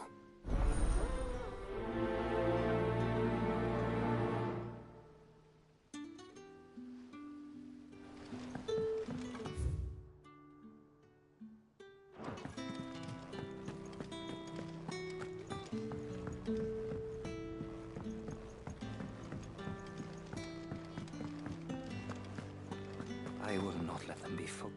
Sid, may I have a moment? Of course. It is an honor to finally speak with you. My name is Herman. I've been with the Cursebreakers for some time now, and I wish to be deployed to Ash. Any assignment will do. No. The lands across the Narrow are too dangerous. I will not send good men and women to risk their lives needlessly. Why would you want to go back? I need to retrieve something. Something important. I was raised in an orphanage. The Badbach Conservatory, or rather, I was held captive there. It was not a place of nurture. It existed solely to turn bearer children into mindless weapons. We were tortured until we feared no pain. Tormented until our hearts turned to stone, and few ever survived long enough to become tools of the last king. I can't imagine. I lost so many. I can't even remember all their names, but they must be remembered. They cannot fade away, faceless and forgotten. The Institute was run with military precision. Every child measured, every name recorded, every death logged with meticulous care. Sid. You were a good friend, Herman, but the fact remains that Ash is simply too dangerous. Sid, please. Even should it cost me my life. Too dangerous for you, Herman. But not for me. I'll go to Badbach and find the registry. You will? I won't let you risk your life. I don't know how to thank you. You can start by telling me where I'll find this orphanage. Vida Grace. Hidden in a forest, overlooking the plains. All right. I'll see what I can find there. May the mothers guide you.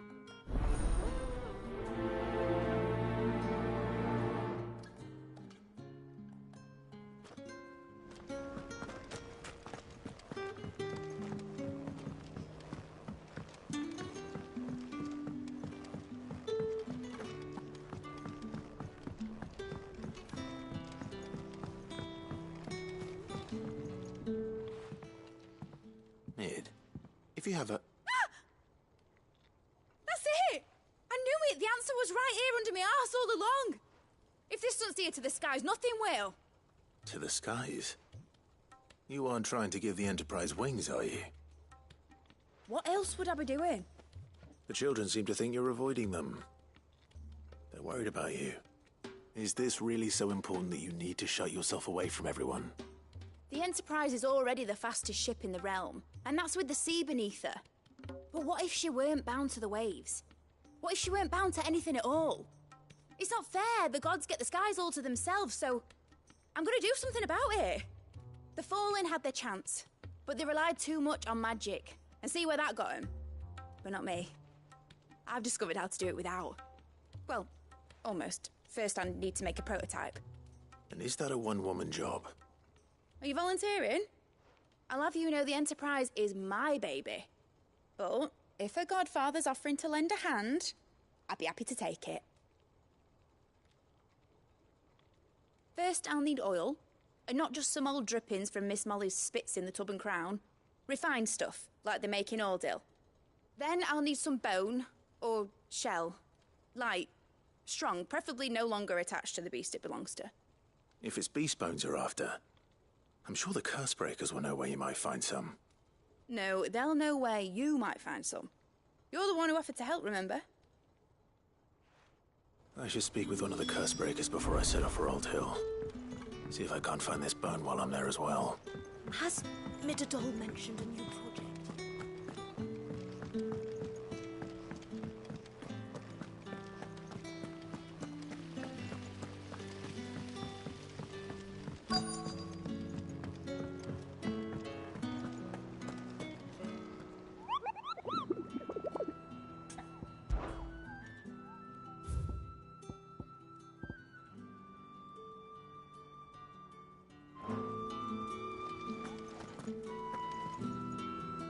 All right, Sid. Only if you earn it. Mid needs a piece of light but durable bone for her next project. You've encountered your share of beasts on your travels across the realm. Any ideas? Most bones are the same. Whack 'em hard enough and they'll break. If it's durability you're looking for, shell will serve you better. You know what an adamantus is? I do. And I know to give them a wide berth. Will any old adamantus do? Well, with shells, the older the harder. There's a rumour of an ancient adamantus down in Karava, near Old Bidza.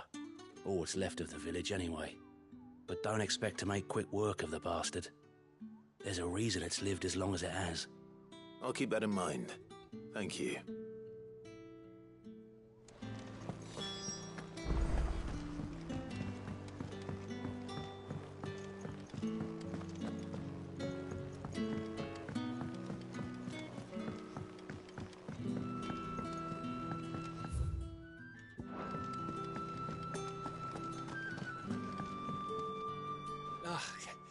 You alright?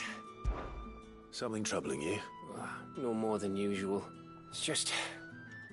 Eda's baby will be coming soon, and I wanted to make something for it. I'm sure she'd like that. Back in the north, families would always make gifts when a bairn was on the way. I'll let the little tykes know they were welcome in their new homes, like. So the problem is that Eda's due any day now, and I don't know if I'll be ready in time. Is there anything I can do to help? You know, there just might be. All right, then. What exactly are we making? A good luck charm. But not just any good luck charm. Not just any. No. One made from the feather of a silver chocobo. There's naught luckier in all the realm, or so we used to say back home anyway. Thing is, they're hard to come by. Had Otto and Karen check with their suppliers, but nothing. I'd try and track one down myself, only... Only the big day is fast approaching. And that's all you need. A feather. That or the bird whose oar sits attached to, aye. I was gonna start by asking around with travelling traders plying the northern borders. Well, there's no shortage of those passing through Martha's. I think I might make that my first port of call. I'll let you know if I find anything. You're a good friend, Clive. I won't forget this.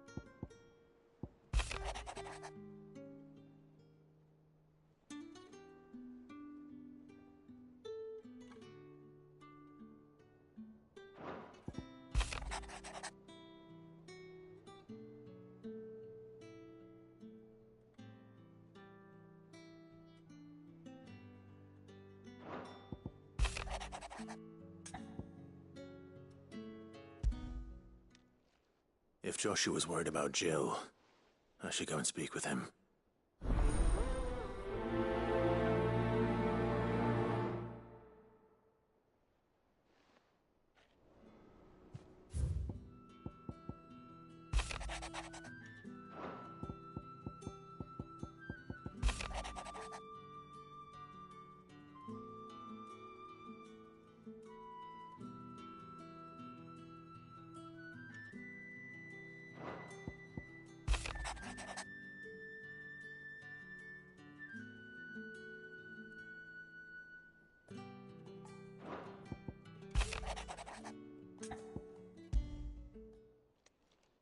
It's usually me making demands of Hippocrates.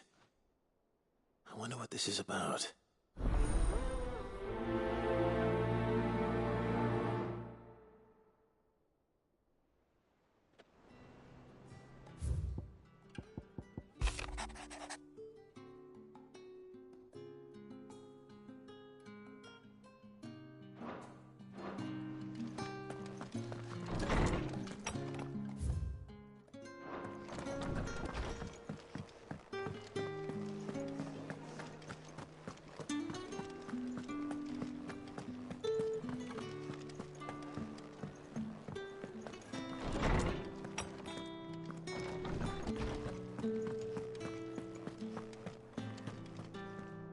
Lawsman Hippocrates, I received your note.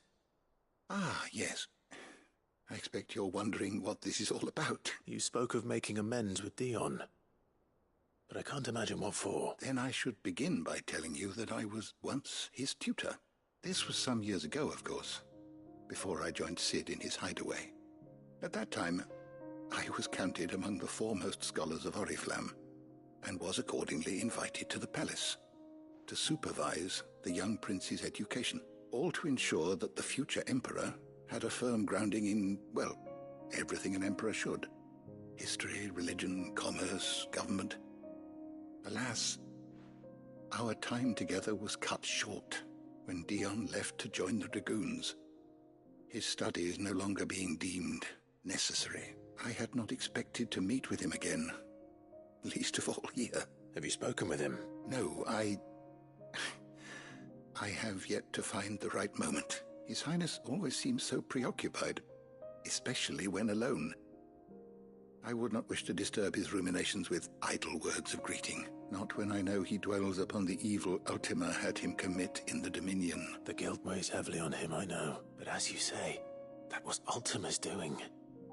Surely you can't blame yourself. When I first met him, it was not guilt, but his people's expectations that weighed heavily upon him. And I did nothing to ease that burden. He bore it alone, until the day he could not bear it any longer. It is one of my greatest regrets that I only ever offered him my wisdom, when what he truly needed was friendship. The blame for Dion's transgressions lies not only on his shoulders, but on mine. I see. I'm ready to help you in any way that I can. Then I beg that you bring me a wild wyvern tail. Apothecaries across the ages agree that even to glimpse such a flower is to be granted inner solace. Fabulists and fraudsters all, of course. Well, it can't hurt to try. Where can I find this flower? And how will I know it? You have seen cultivated wyvern tails before, I trust. The lily-white blossoms from whose roots the poisonous ink for the brand is distilled. Well, those which grow in the wild differ only in their purple hue. The harsher the environment in which they are raised, the deeper the colour. There is a waterfall in Rickmal's Roost across the strait, where the flowers once grew in abundance. Whether they still survive there, I know not. But try as I might, I can find no likelier location. It's all right. I'll find you a wyvern tail one way or another. Thank you, Clive. And please, be safe.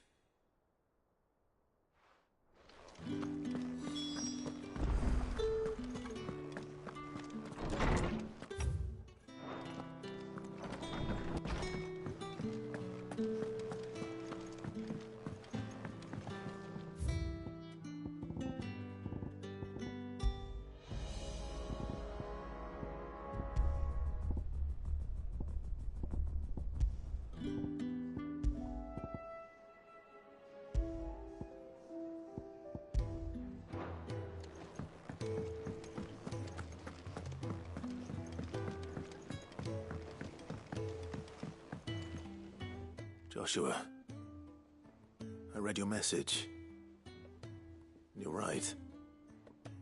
Jill is different. I don't think I'd realized how different, but since we've returned from Drake's spine, I've felt it more and more. I suppose it's not hard to imagine why. She doesn't think she belongs anymore. And that's why we need to remind her she is still one of us. To let her know that we still need her. Now more than ever. That you still need her. But how to do that? When last we were truly close, we were but children. Of course. Do you remember the time we accompanied Father on his annual tour of the Duchy? And Jill and I broke from the procession to ride up Man's Hill. To see the snow daisies, I remember. It was the first time Father had allowed us to join him. And when he realized you were missing, he had the entire retinue down to the pot boys combing the countryside. In the rain. A thunderstorm forced us to take refuge in a grove of oaks before we'd even made it halfway there. It was the Lord Commander who finally found us, and needless to say, he was none too pleased. Then it seems you and Jill have unfinished business. What do you say? Man's Hill. It's not that far. Oh, true. Though I suspect it is also much changed. Little in southern Rosaria remains as it was when we were children. You're saying I should go and scout the area for bandits? I'm saying we should first go and see if there are actually still any snow daisies left. What would you do without me, Clive?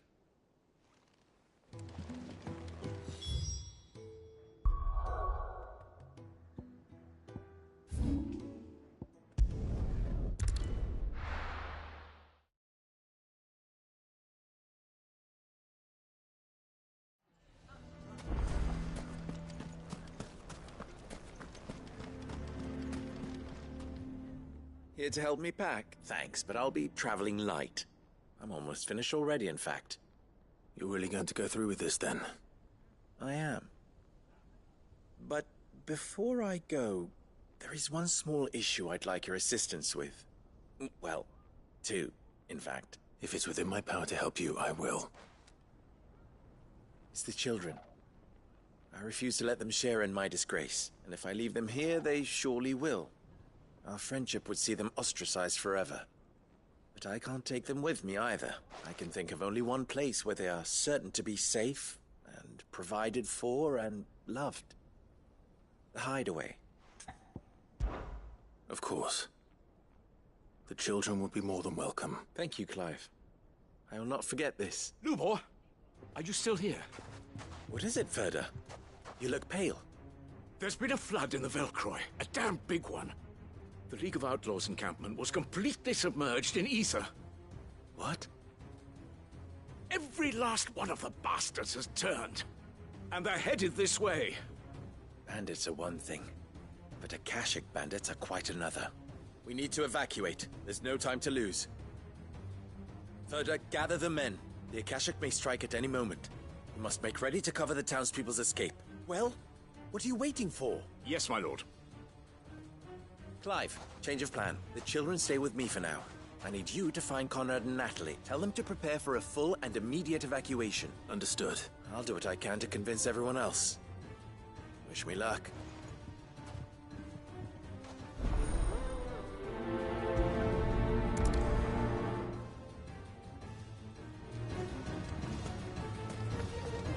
You have to listen to me. They're coming. Why do they always have to make such a...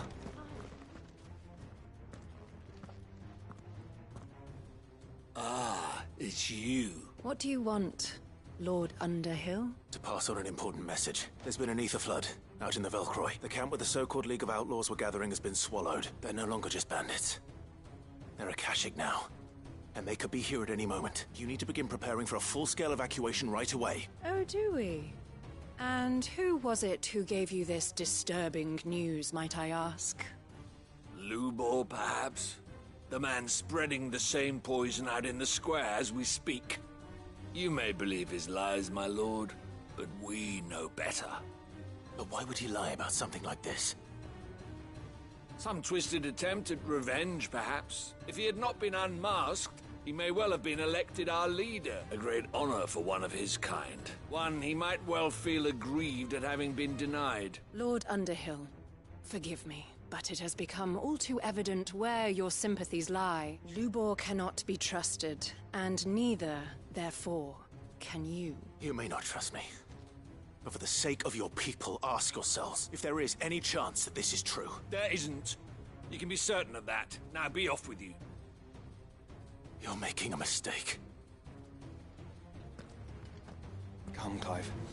If our words will not move them, then we must find another way to help save the town. You're right. Let's speak to Lord Ferda.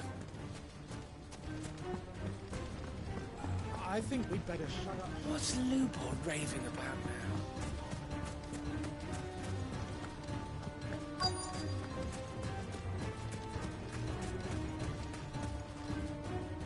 Lord Ferda. Cid, what's wrong? I went to warn Conrad and Natalie about the Akashic, but they wouldn't listen. They've convinced themselves that nothing Lubor says can be trusted. The bloody fools. Which means the town guard can't be counted on for support, but I can. If there's anything I can do to help you defend Dalamil, you only have to ask. I appreciate it. Cid! Ferda! I've been looking for you everywhere. Victor? I thought you'd left. I couldn't abandon a friend in need. And Lubor is in need at this very moment. Come quickly.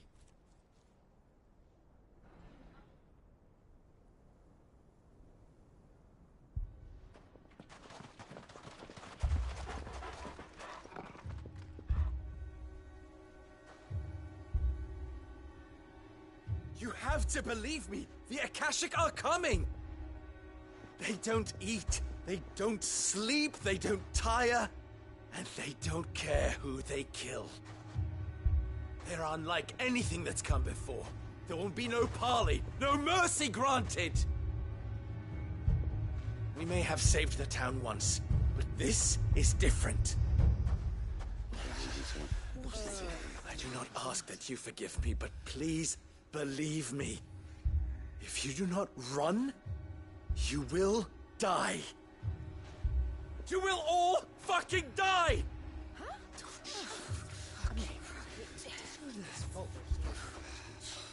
You'd like that, wouldn't you, bearer? Yeah, with us out of the way, your kind will be free to claim Dalamil for yourselves. You who should run! Run, bearer! Yeah, run! Run! Far away! Run! Just go on! Yeah. Yeah. Yes! Go! Come on, then. Go on! Go! Just go. Just go. Lubor. Wait. Someone's coming. No. Come on! Stop! You're hurting him!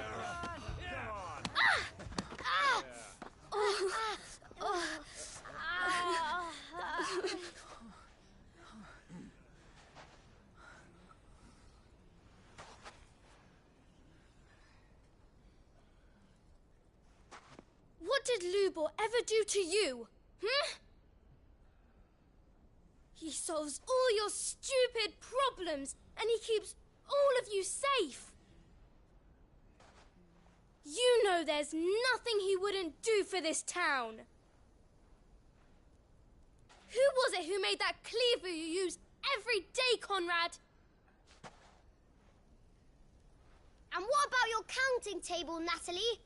Who fixed that? Whose men make sure the streets are clean so all your boots don't get dirty? Who spends all day, every day making sure things run smoothly around here? And none of you ever say thank you. Ever. But did Lubor ever complain? Well, does he ever stop smiling? He keeps this whole place going. And you act like it doesn't even exist.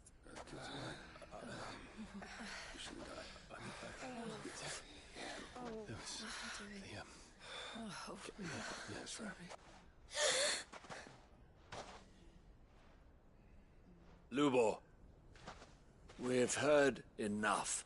Wait! We will not run. The town guard will not abandon the very place it is sworn to protect. And I will not give up for lost the stores that we labored so hard to fill.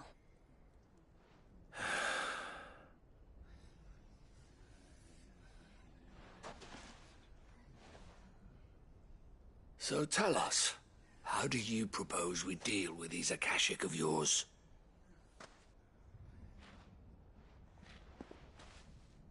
We won't run, but we will fight. All right, then.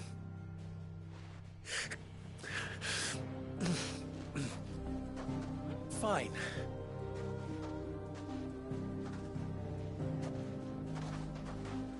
Gather round if you don't want to die.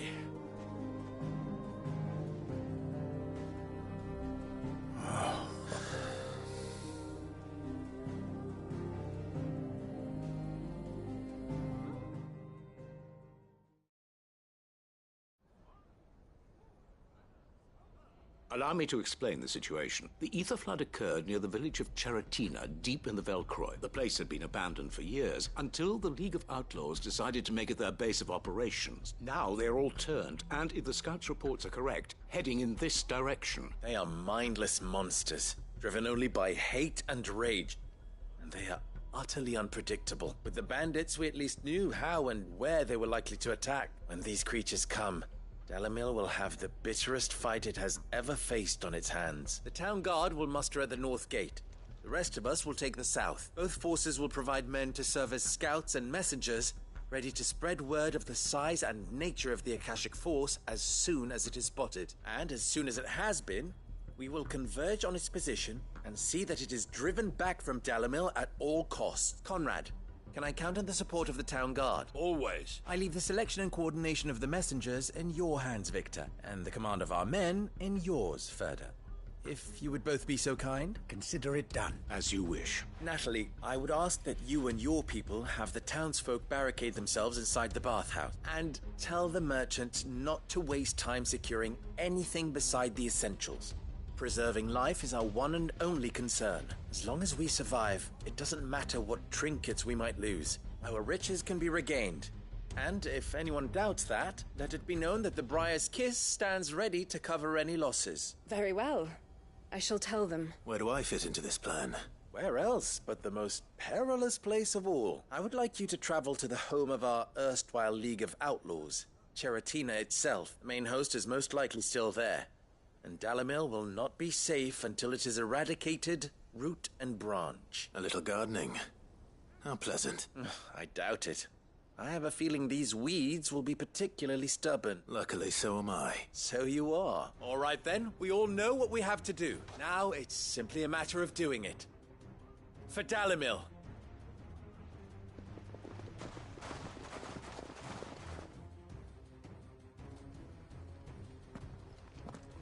Looks like everyone's ready.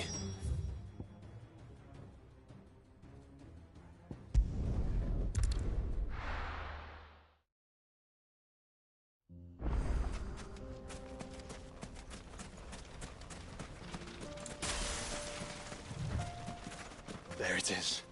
The flood. But what's waiting for us inside? We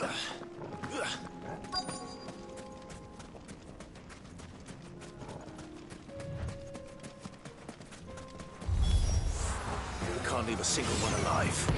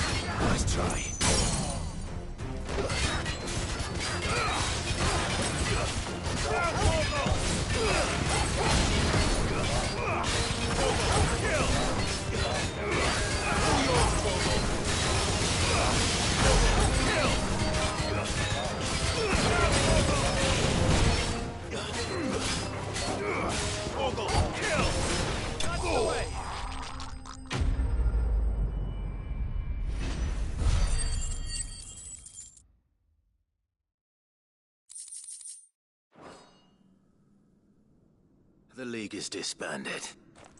I should get back to Dalimil and see how the others fared.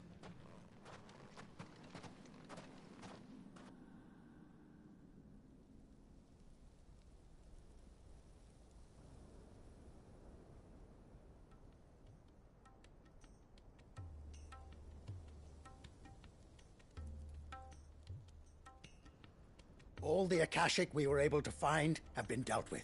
Seems that might be the last of them. Last of them here, perhaps. Lubor, Sir Clive has returned. Clive! What news from Charatina? It's done. Root and branch.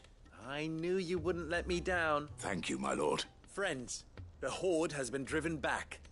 The Akashic have been defeated, and we need not fear the arrival of any more, thanks to Clive. Victory is ours. We bloody did it!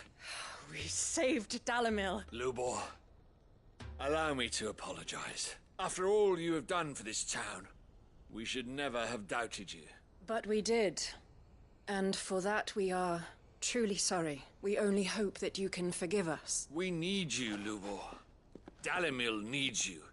So, if you would still like to be considered for the position of mayor, you have our backing. You do remember that I'm a bearer, don't you? We do. But that is not a stain on your character. It is a stain on ours. We thought only of what we perceived bearers to be, not what you truly are. The man who saved Dalimil twice over. I see. But I will only accept your proposal on 2 conditions. Name them. Firstly, that you will both do everything in your power to rally your people to my cause. If the Town Guard and the Merchants League do not accept my leadership, it will be doomed from the start. Unity is the key to defending Dalimil, and I do not doubt that we shall need to call on our combined strength again. When that time comes, I will expect us all to pull together, just as we did today. Of course. You have our word. And you will accept that if I am to lead you, the mistreatment of bearers must end here in Dalimil. Any bearer within our walls shall be afforded the same rights as any other citizen. They will not be judged by what they are, but who they are. As we failed to do, and came so close to losing everything. We agree to your conditions. And we have only one in return. That you continue to work for the good of Dalimil, as you always have. Condition accepted. Well then, it seems my mayorship is all but confirmed. Do I get some sort of special hat?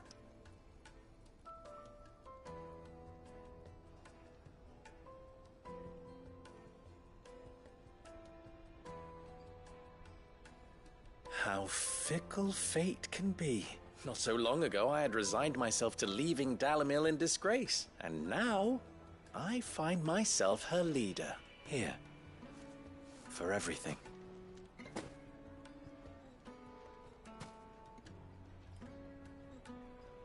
Lubor. About the children. Fear not. You are, of course, relieved of your responsibility. I would sooner face another horde of Akashic than see them brought up as outlaws. I'll make sure they're safe here. I don't doubt that you will. And not just the children, but everyone in Dalimil. I'll do my best. Can't have all your hard work going to waste.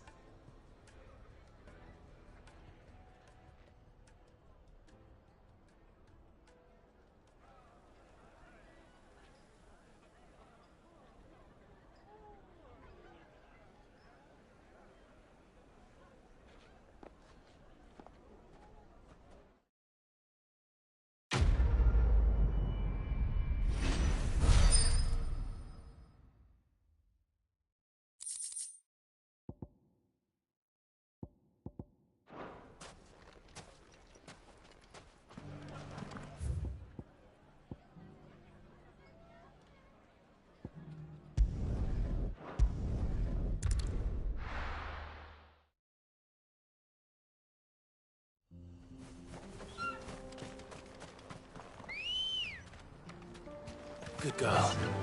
Yeah!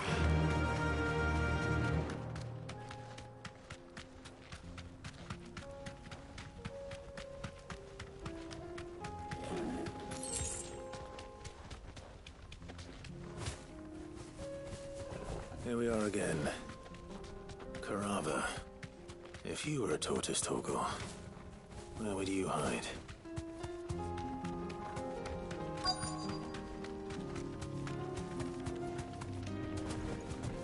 Caution, brother. It looks like we found him.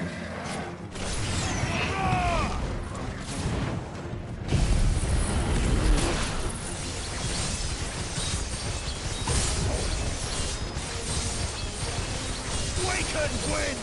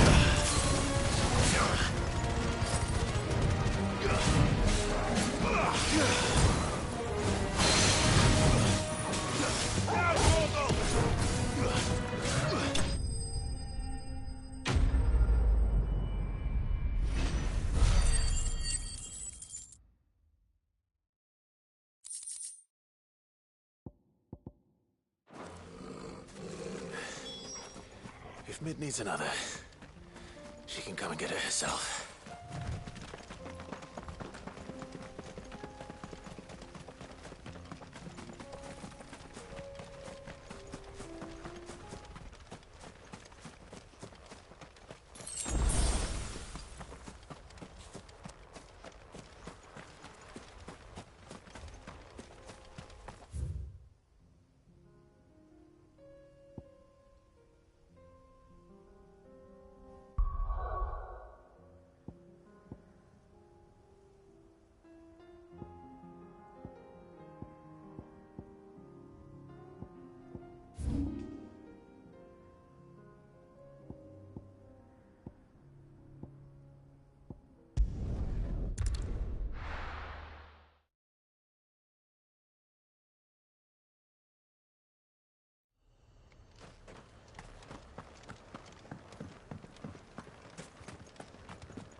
Ambrosia won't help me here.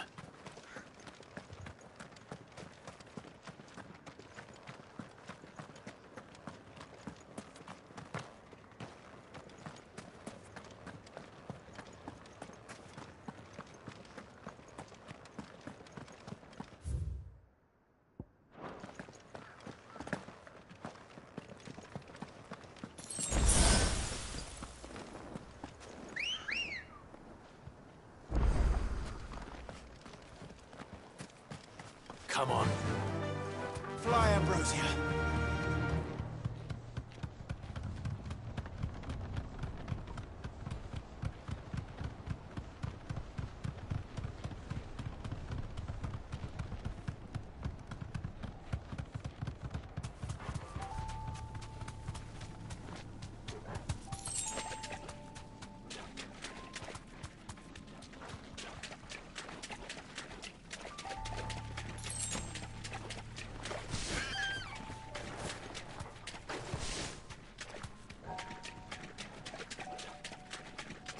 Seems this place has been flooded twice over. Purple flowers blooming next to a waterfall. Shouldn't be too hard to find.